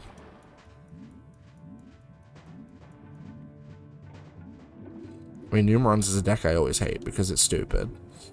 Like, the only time you can really win is if you draw basically perfect enough to shut down Numerons fast. Like, if you can shut down Numerons, then you can beat them. But otherwise, you'll just get wombo comboed in one turn. Especially if they go second. Oh, come on, I hate this stupid one. 2, 3, 4... Oh, there we go. Like, unless you can shut down Numerons on turn 1, you're not beating them. Because they will just overpower you like crazy.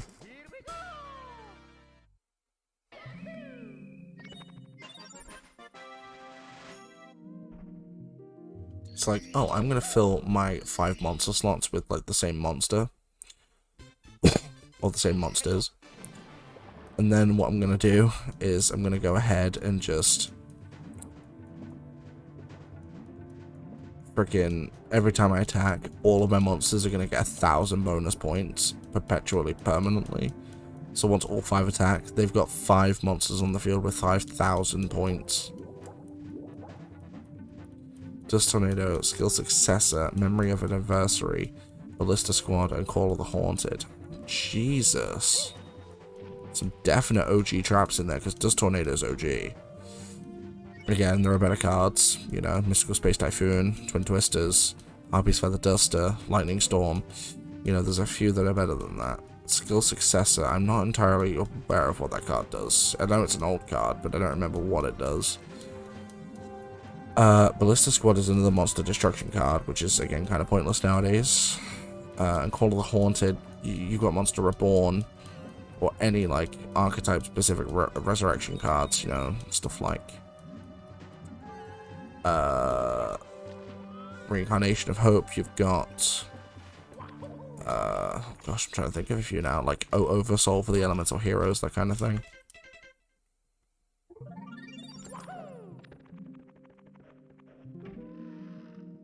Over Destiny for the heroes, like, there's plenty of cards out there that can do that job, just better, because the thing we call it the Haunted is a trap card, meaning it has to be on the field for face down for at least 1 turn before you can activate it. It's why trap heavy decks are some of the hardest to play, because if you can't get the right traps out you need at the right time, you're screwed, because your opponent can just absolutely destroy you.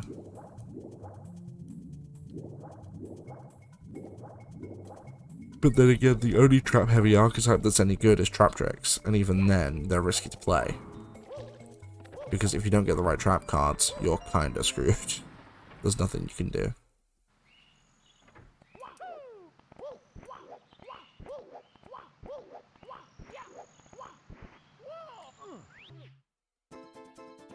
By the way, all 3 caps were in their normal spots.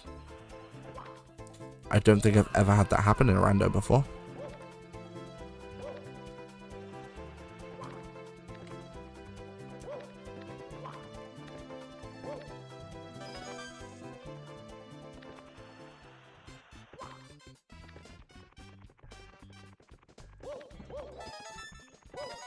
Oh, crap.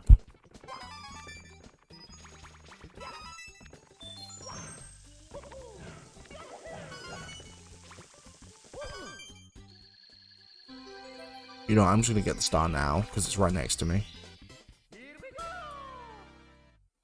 Extra deck was Mighty Warrior, Kachikochi Dragon, Defender of the Labyrinth, Gaia Saber, and Traffic Ghost. That is definitely a random mishmash of extra deck. Again, they're probably a very new player trying to just unlock stuff free to play so they can build new decks. Or at least unlock new cards to build new decks. See, the thing is, like with a lot of new players in Yu-Gi-Oh! Nowadays, they'll default to one of 3 archetypes. Blue Eyes is 100% up there because everyone at some point has run Blue Eyes. Like, to some capacity. Like, I used to run it on Legacy of the Duelist Link Evolution to farm cards because it was just the easiest deck to build. And the cheapest.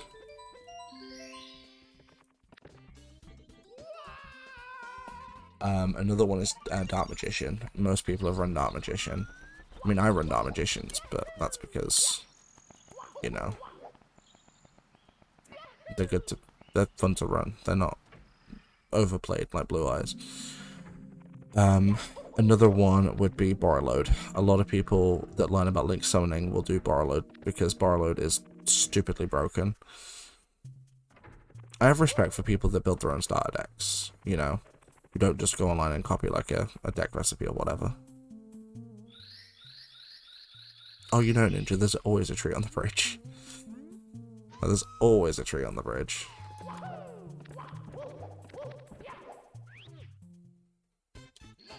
Big Boo's hot. Alright. That is not a good starting position at all, but okay. Guess might as well check on the house for a Boo Ghost.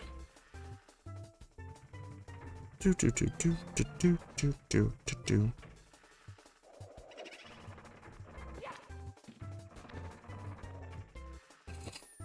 Do do ba do do boo do do do ba do do boo do do ba do do boo do do.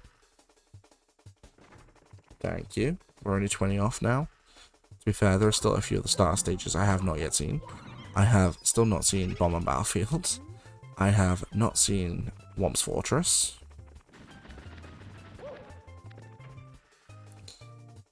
Theseus. Person's either very posh or they're a Fantastic Beasts fan.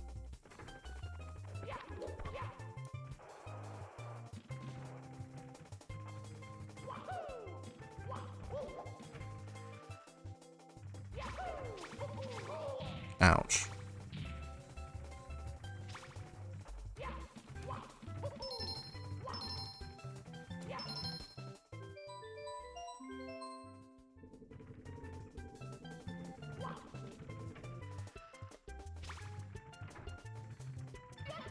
I think I beat you to the punch, Jade.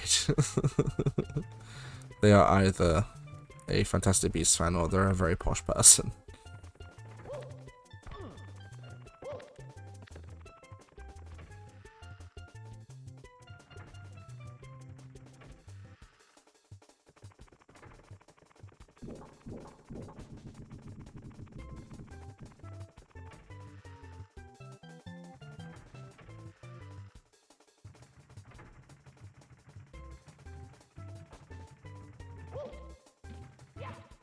Ooh, nasty.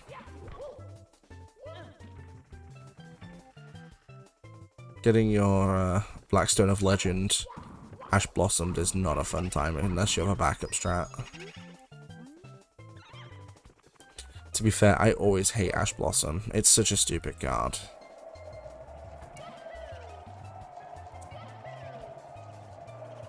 It's like, oh yeah, by the way, how to kill everyone's fun playing Yu-Gi-Oh! Invent Ash Blossom of Joyous Spring. Such a dumb card. I do not like hand traps. They're just so annoying. It's like, I'm about to win the game. No, I'm not, because they just Ash Blossomed me.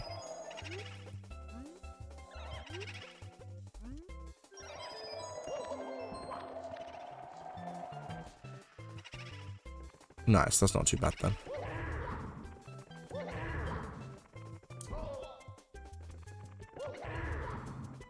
Because that's the thing, do you know how many times I've almost won a closed duel and then lost it because of an Ash Blossom proc? It's just, it's dumb.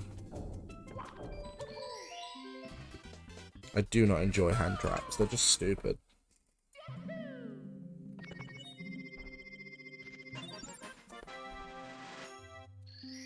The worst part is there's very few ways to shut those kinds of hand traps down.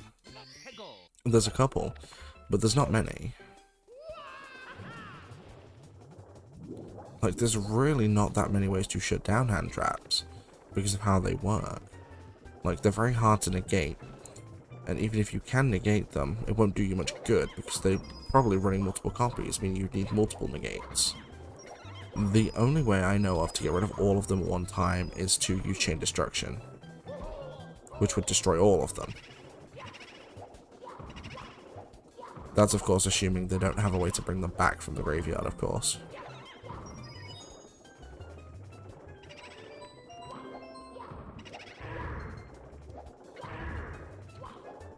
The problem is a lot of people will waste them on turn 1 because they're trying to stop you from pulling off any kind of strategy. It's annoying because, you know, the fun in a Yu-Gi-Oh! Duel for me is being able to get my own strategies off, but at the same time seeing what my opponent can do. You don't get that if you just Ash Blossom, because you're just negating what they can do. It's stupid. It's one of the reasons why I just hate Ash Blossom, because it's just dumb. To a lesser extent, also Snow Ogre and Ghost Rabbit, because it's the same sort of thing, except just less powerful.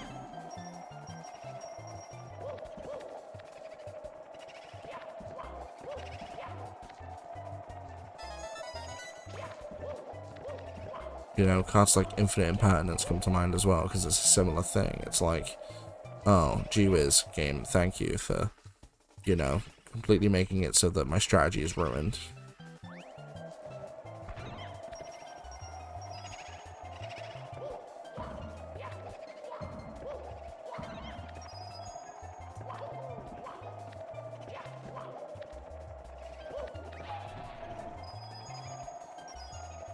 I will say this much though, another thing that really irks me with Yu-Gi-Oh! Is how quick some people will surrender the duel. Like, you start popping off and that's it, they just surrender and just kill all your fun anyway.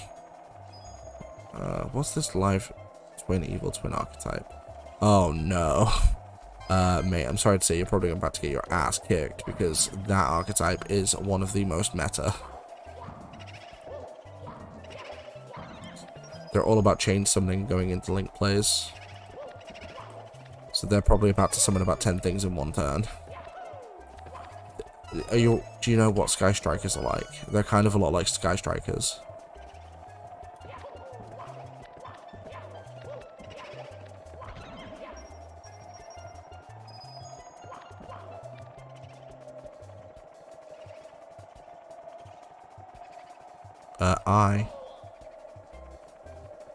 Thank you.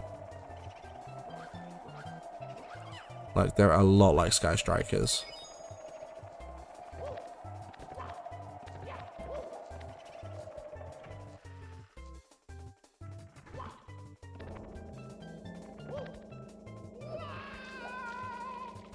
What am I doing?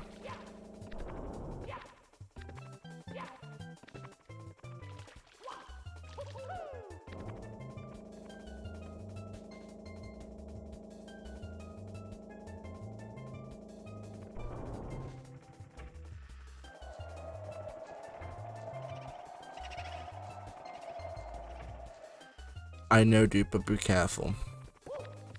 Because I know that archetype. And I know how stupid it can get.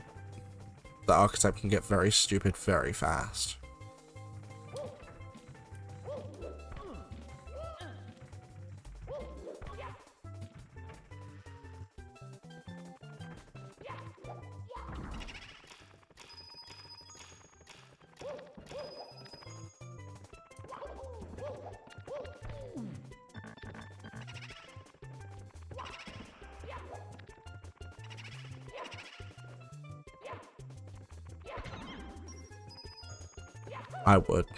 I would be very wary. The live twin archetype is stupid. It is one of the dumber archetypes. Because it's kind of like Sky Strikers. It's a very automated deck archetype. Like, you don't have to do much, because all the effects kind of just proc on their own. There's no real strategy involved. It's like, play one of these 3 monsters, play another one of these 3 monsters on the next turn, and then that's it. All their effects start popping gradually one after another anyway.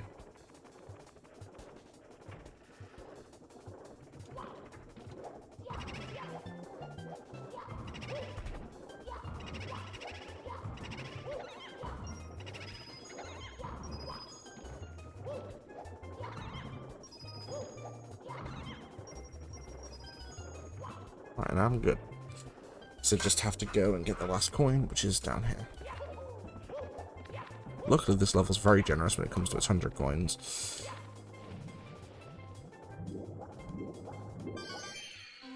Oh, there's the 100 coin star.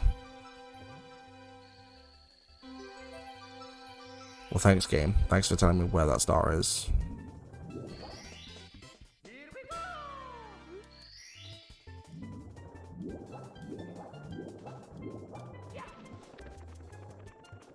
I mean, all I know is that star isn't down here.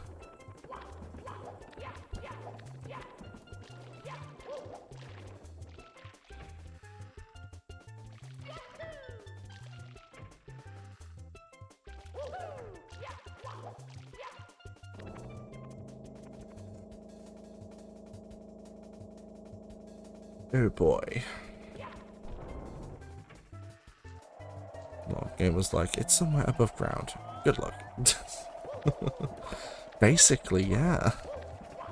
Like, gee whiz, game, thanks for pointing it out for me. It's not that one. It must be in the house then.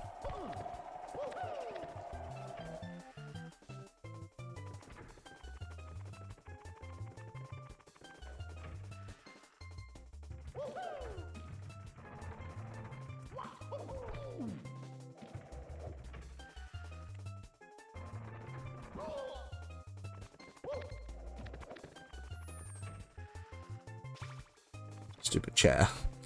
How dare you attack Mario's back? Okay, where is the stupid star? The 8 red coin stars in this seed have not been kind at all. They just haven't been kind.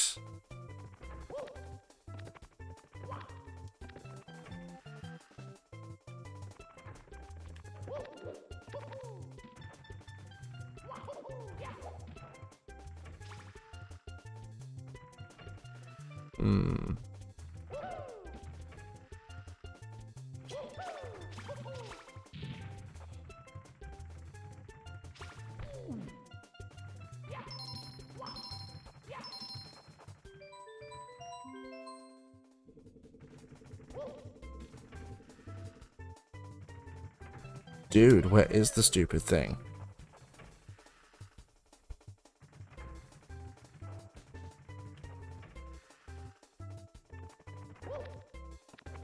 Hello, star. It would be very helpful if I could see you.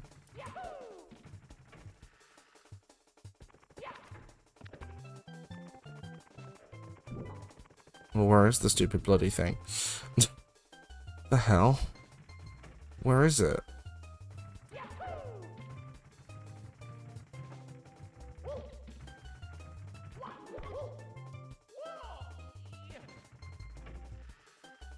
Oh my god, it's right there. Well, that is dumb. Alright guys, give me a second. I'm just gonna go to the toilet quickly. I do need to pee. So I've been going for like 2 and a bit hours now. 2 hours and 15 minutes pretty much. So give me a minute guys, I'll be back.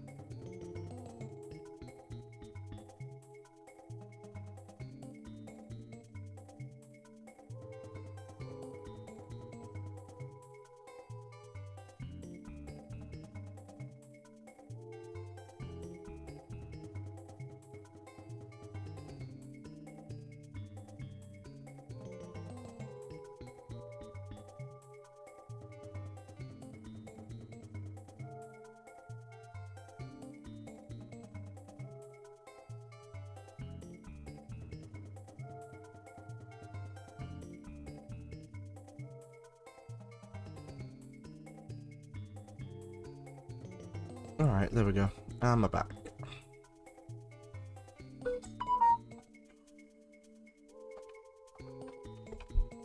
Oh, cool, oh, cool. Let's continue. You got Nightmare Unicorn. Oof. Nightmare Unicorn, the whole Nightmare series is annoying because they're generic links, so any archetype could use them. Because unlike a lot of link monsters, they're not, you know, use specific cards to summon them, it's like use two monsters, or two different named monsters. That's all it takes. Fortunately, a lot of non-Cyberse decks don't use them because they have their own way of dealing with like cards like that. They have their own ways, so it's not so bad, but I know that Cyberse heavy decks will use them. Like Life Twins, they are very Cyberse heavy.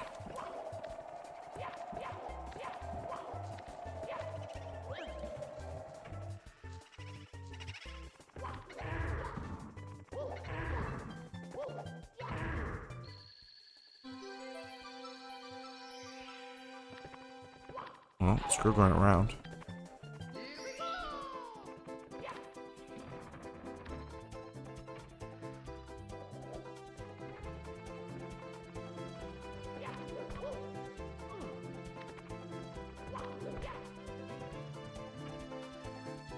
That's cool, Ninja. Enjoy your BRB.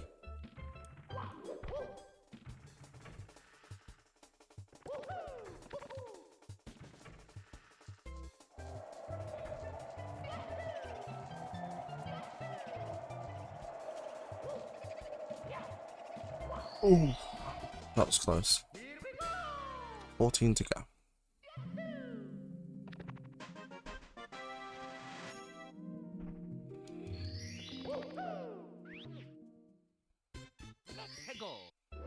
Right, it might be possible to do this star. Because there is a box there.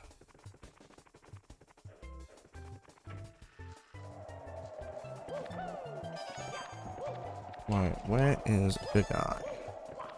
Back here, isn't it?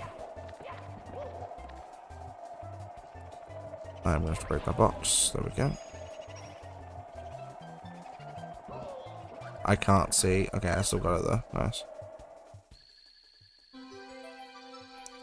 So for this one, you need Vanish Cap.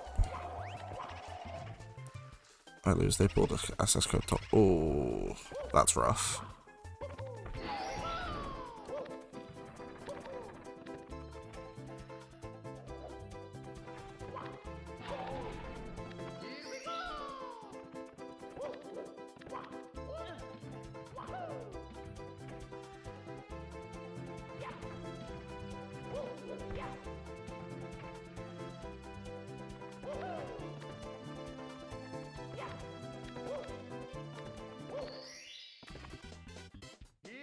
Alright, 13 stars to go. Not bad.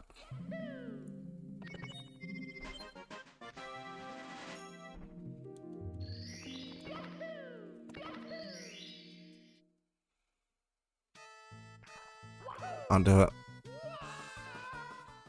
Or more specifically, won't do it. I hate that one. That one sucks. But we can get MIPS again, so that gives us another star. And then we get access to the top floor. Now on that top floor has to be both Bomb on Battlefield and Worm's Fortress. So that should be an easy 12 stars.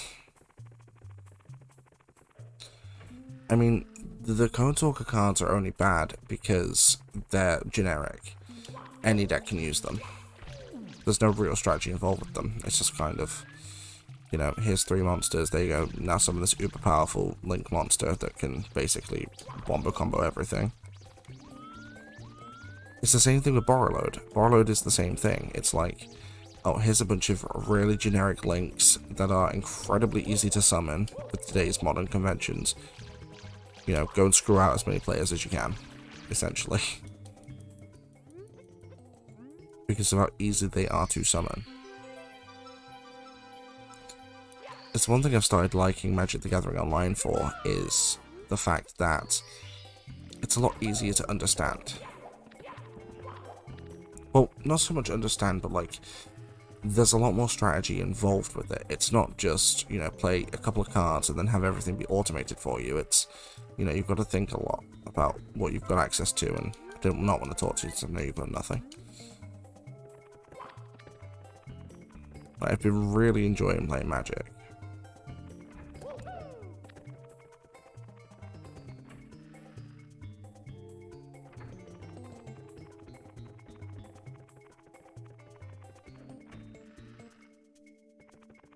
I mean, especially with a lot of the Lord of the Rings stuff that came out. Oh, please tell me you're a star.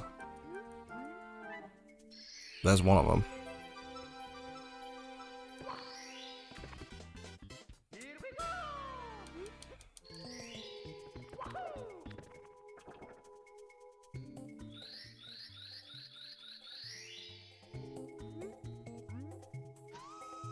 I like it now I understand how to play it. The thing is, Magic isn't easy to get into. Especially when, you know, I'm a long-time Yu-Gi-Oh player.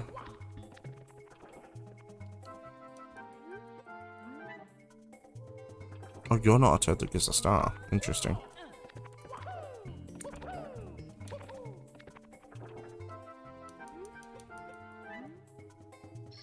There's two of them.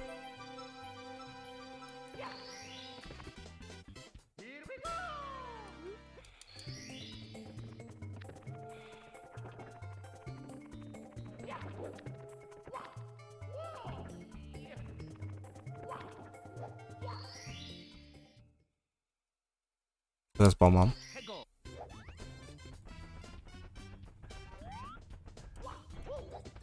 I should be able to get every star in this level.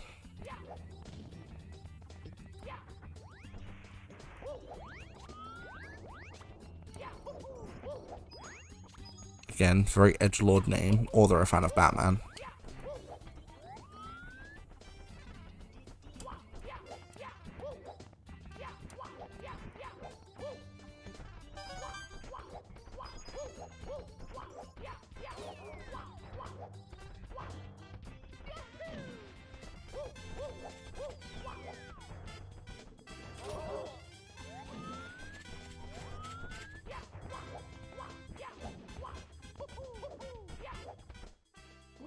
Hello, King Bomb-Bomb. This is probably the worst potential place you could have been because of all the crap that falls from the sky, but it's okay.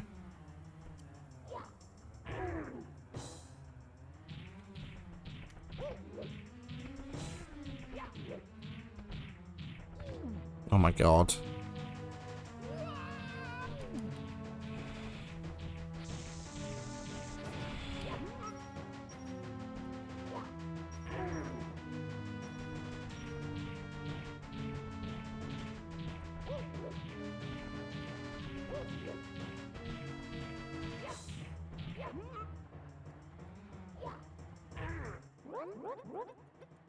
Awesome.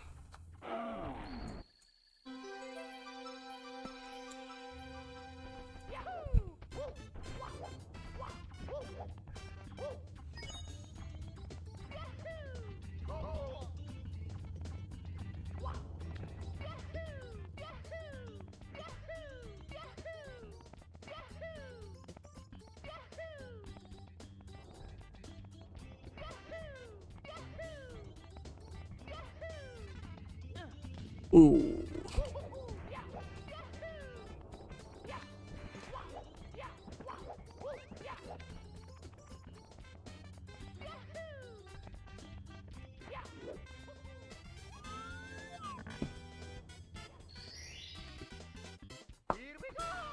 Okay.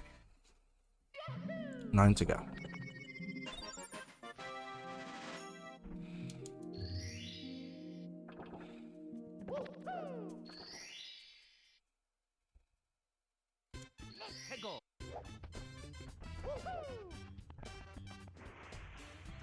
Okay, foot race with K-Quick.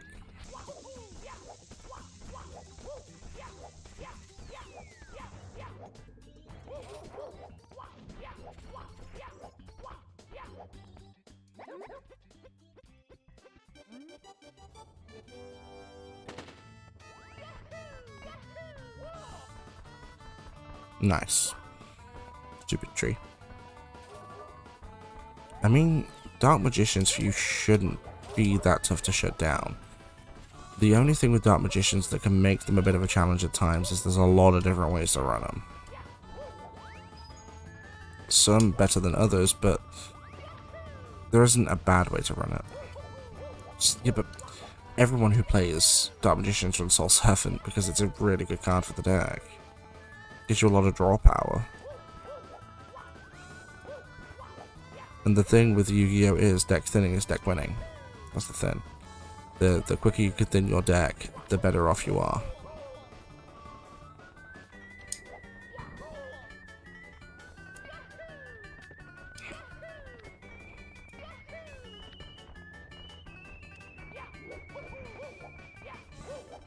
Oh wow, 1 minute flat, wild.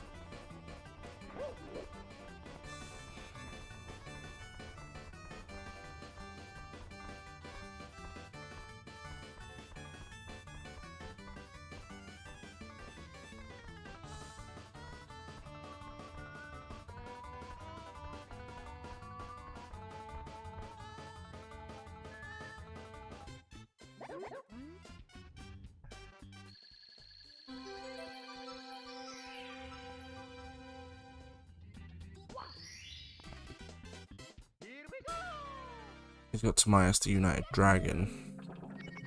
Oh. So person's running out of Timaeus. Okay. So it's a Dark Magician, the Legendary Dragon deck. Interesting. You don't see many people running that kind of Dark Magician deck anymore, because it's not as consistent as you'd think it would be.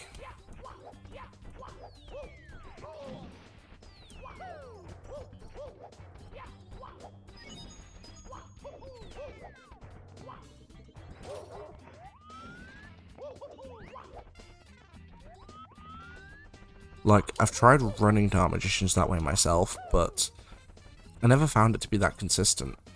Not compared to, like, other conventional ways of, like, doing it.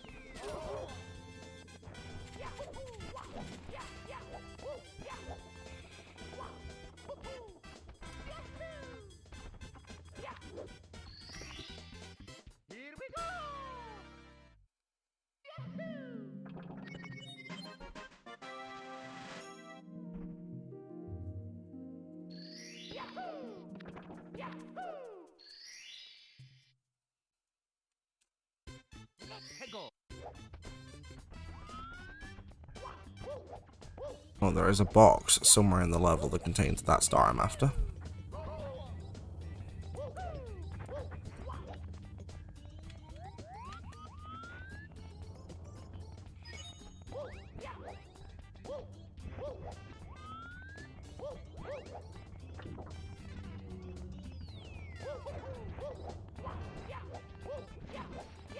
Alright, let's take a little scout around for my box.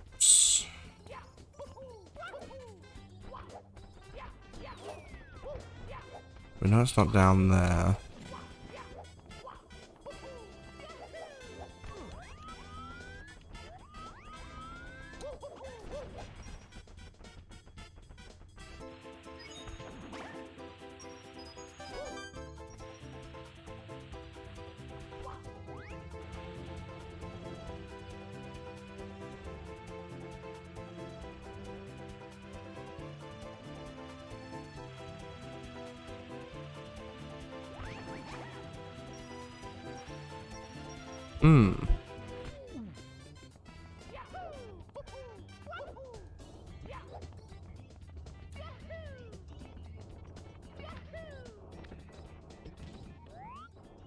It's actually on there. Wild. Alright, cool. We can get up there easy.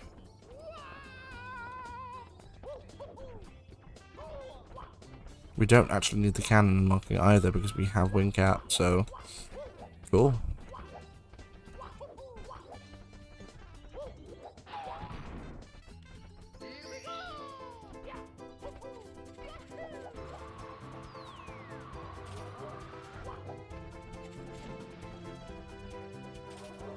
There we go, so we want to go up.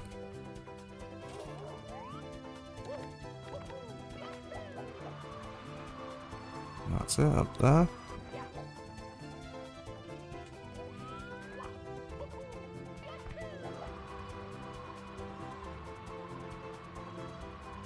Well, that's not good because I hit the wall. Rip. Ouch.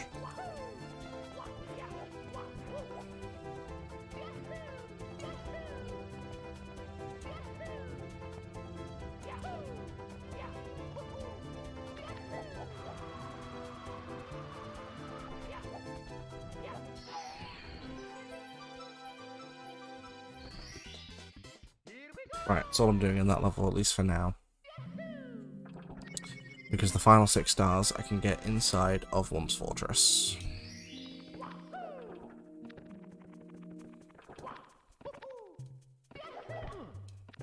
Okay, sure. Still a toad I never found though with a star. It's not in here. Don't know where that toad ended up then. Where are you, Wump? Well, I guess we'll get this one first.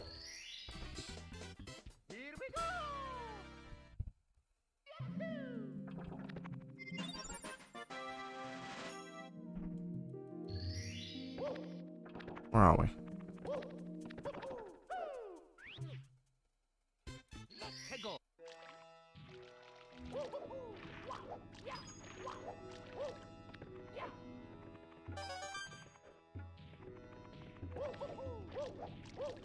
I took his beat stick with Big Eye and he surrendered. Nice.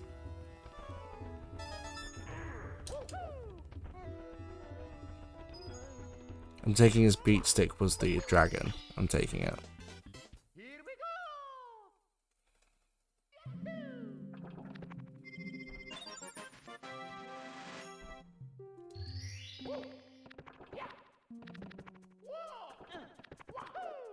Not too bad, dude. We're not far from the end. I can get the rest of the stars I need here, so just going through Wump's Fortress.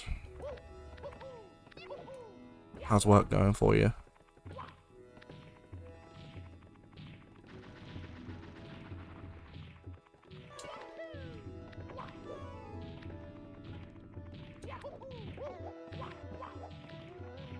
Where is Wump? I'm so confused.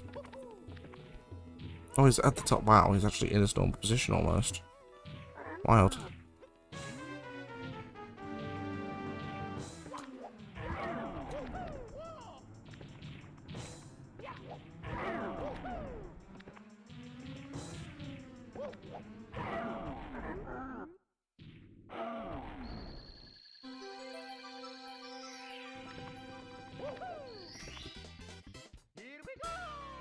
Alright, not too shabby. Not too bad at all.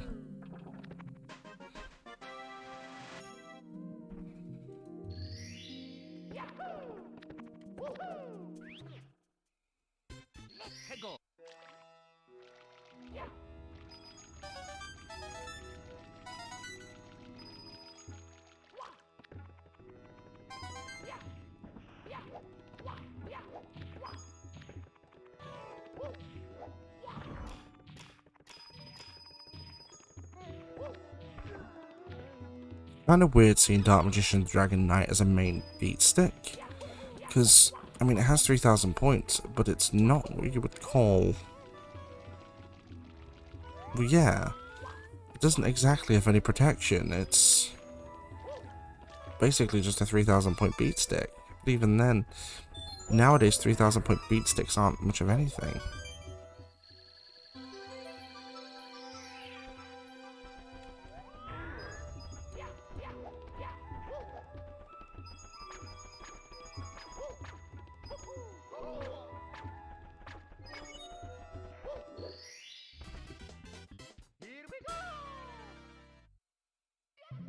Like 3,000 point beat sticks are nothing now.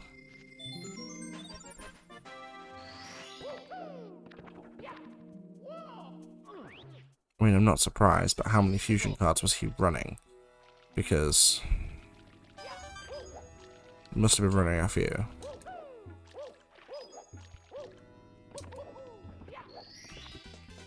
But even then, there's no way to run Quintet Magician that consistent because of its requirements to get its effect off. Like, you could use any 5 magicians for its summon, but you'd have to use 5 different magicians with different names in order to get it consistent, like with its effect. Because its effect is the only way it's actually very good, because otherwise it's just a 4,000 point beat stick with no protection, so at that point not exactly very good. You know, a card with no protection is not much of a card nowadays.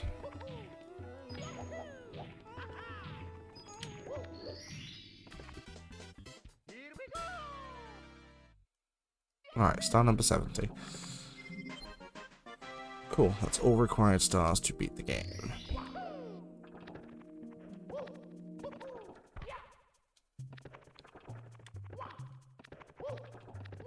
It's not been a terrible seed. It's not been my fastest seed, but it's not been bad.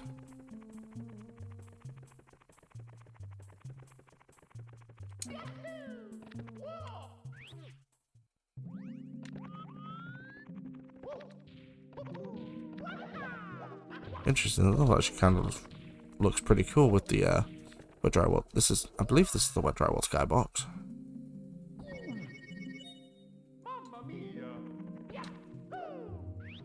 How many copies of each was he running?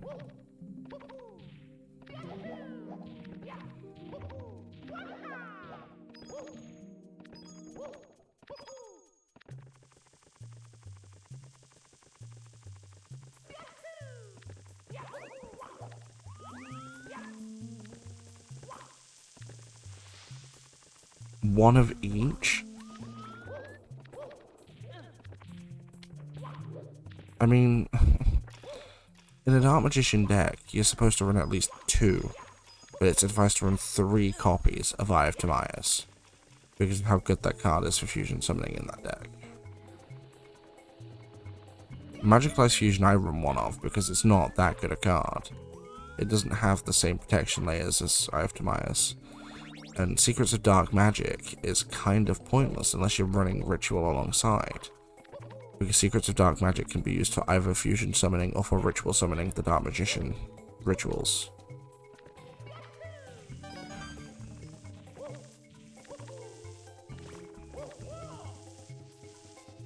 The what rituals you've got? You've got the Magician of Black Chaos that no one uses because it's pointless. Then you've got the Illusion Master, which is kinda pointless to this day. And then you've got the Magician of Chaos, which is decent for what it can do. It's not a harsh ritual summon either, it's pretty easy because it's level 7. You had 2 ritual monsters, is that it? I failed to see the point then, why run only 2?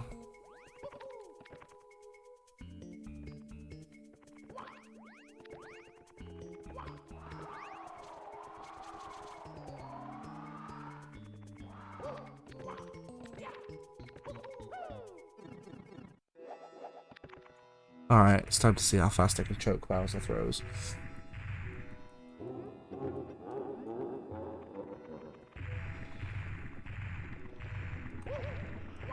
Well, I mean, that would tell me actually be able to grab his tail. 2, 3. I'm gonna get closer to that one. Ouch.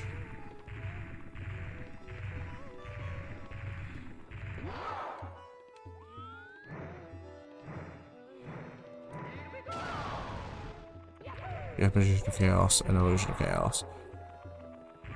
I mean, at least he had the 2 decent ones.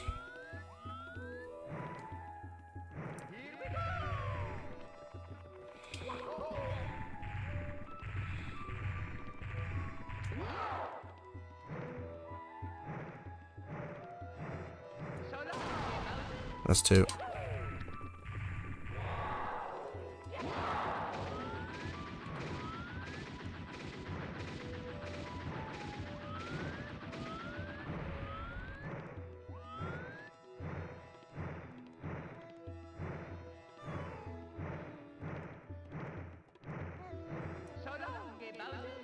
Oh, I missed it by an inch. Nice.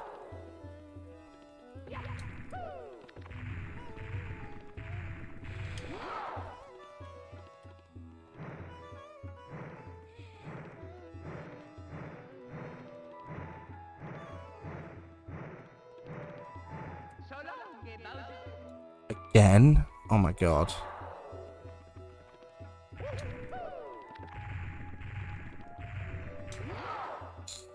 Also running electromagnetic. What?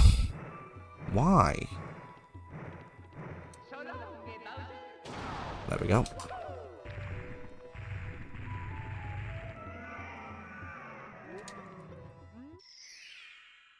And Curry Bandit. That's pointless as you're running the Karibo brothers.